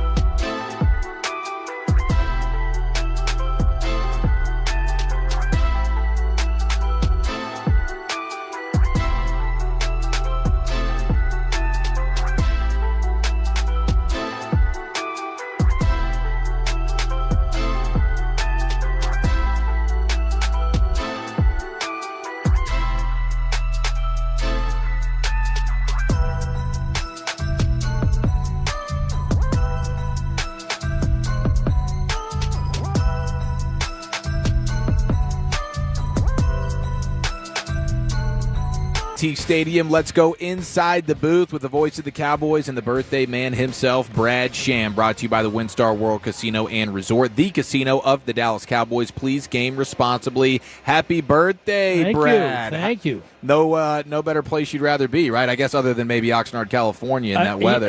Yes, that would be fine. But, yeah, this is great. Christy Scales brought everybody cupcakes. She does that every year. MVP. Yep. Very, very pleased to be here. Well, I'll tell you what, I'm excited to watch some of your fantastic cameos. The Deep Blue, how three greats formed the Wall 2.0. That is such a good piece they did. I mean, they always do well. They really do. But this one, and I admit to a bias because I absolutely love all three of those guys. But the execution, the thought that went into how they were going to construct this piece, concentrating on each of the three of them individually. Yeah, Tyron Travis and Zach Martin. But not exclusively them. Like Ron Leary had a big part in it. And then how they concentrated on each of them individually and then collectively and then disassembled them that way. It's brilliant. It's just well done. Everybody watch it. That's fantastic. How excited are you to watch the Netflix? I've seen it. Okay, so you've seen that. I've seen all 8. How awesome is that? Well, I'll tell you what. It is not a big wet kiss to Jerry Jones. Okay. It is, in my opinion, it's pretty fair. There are a couple of things that I wasn't crazy about. A little too much Skip Bayless for me. But it's very down the middle, and they pull no punches, and they don't really hide very many things. Got into the White House, got into Barry Switzer's issues, got into the racial strife on the mid-'90s teams that were good. Mm-hmm. I mean, they didn't pull any punches, and I think it's on balance. I think it's a nice piece of filmmaking. Brad, we got guys that are starters that are going to play tonight. Oh, we can talk about tonight. Okay, tonight. good. Yeah, we talked about tonight. In the last minute or so we have you. Talk about you because Eric's not comfortable if I don't throw a little shade at him. Yeah, I love it. You're in a situation where, though, you're kind of you got a scout's eye for this stuff. Yeah, I try to. You taught me. Yeah. And, I mean, there's guys, Zion Childress. Yeah. I mean, this guy might make the team, and he might have a big role. Yeah. So we got to watch him playing in the slot. Right. Miles Sanders is going to play. Right. I got to watch him. Yeah. But these receivers, right. I thought Jalen Brooks would not play, but he is playing.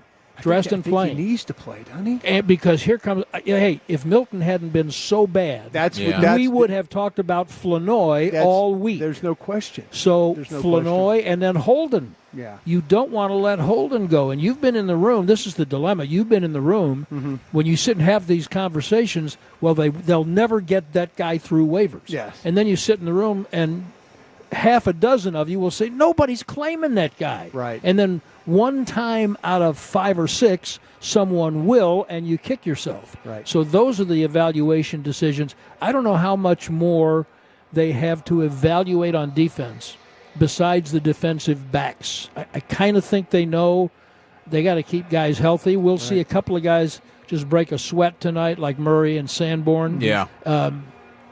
But they just got to keep those guys out of harm's way. Right. But it's Childress and those corners. I mean, right now, they're in trouble at the cornerback position. So anybody playing who's not named Elam, when he comes out of the game, you keep a close eye. I like what you did there, Scott. Thank you. Do you think the wide receiver room is the toughest room in terms of having to make the decisions on cutting guys? I think so, although I will say, based on potential, I kind of like what they can do in the offensive line. Mm-hmm. I am a big Thomas fan. Sure. Guyton is going to have to beat him out in my mind. Okay, there you go. Yeah. And then you got Steele. Now, Lyle Collins is ready for more. Sure. He got like 11 snaps of mop-up last week. Mm-hmm. Right. So I think that there are some of those guys that are worth watching. Bass And 67, they played every snap. Yeah, they played every snap last week. They sure don't did. do that. Yeah. You can't do that again, but you don't have a lot. But I think the wide receiver room, Eric, yes, is the most competitive right now. I love it. Joe Milton with the fastballs, man. Let's see if he can maybe get a little touch on it, a little check down. Yeah, we'll see if tonight. Schottenheimer calls it different, because clearly when he went to a different pace offense, yes, Milton, he helped him. He helped him. Yeah, he sure did. He helped him. He And did. let me just be on record as saying, in agreement with my broadcast partner, give Will Greer more snaps. Will Greer will move the team. Yeah, give a better look to the receivers as well. Give them an opportunity to catch the football. He's the birthday boy, and he's the voice of the Cowboys. He's the man, Brad Sham. We appreciate you, man. You bet.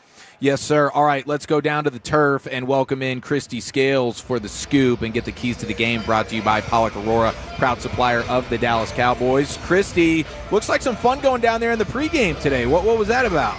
Yeah, the kids from Happy Hill Farm and Academy in Granbury are down here to present the Ed Block Courage Award. Of course, one of their residences there in Granbury at Happy Hill is the Courage House, and it's a league-wide honor. Each team honors a player who's worked really hard to rehab and come back and contribute the previous season. So the Happy Hill Farm kids presented the award to linebacker DeMarvion Overshone, who, of course, his rookie year suffered the injury in the preseason game, came back last year and was really contributing and really showing such great skill, and everyone was so excited before he had that knee injury. So the fact that he's not playing tonight or early in the season, he was able to take part in the pregame ceremony and come out and receive the very, very well-deserved Ed Block Courage Award from Happy Hill Farm Kids.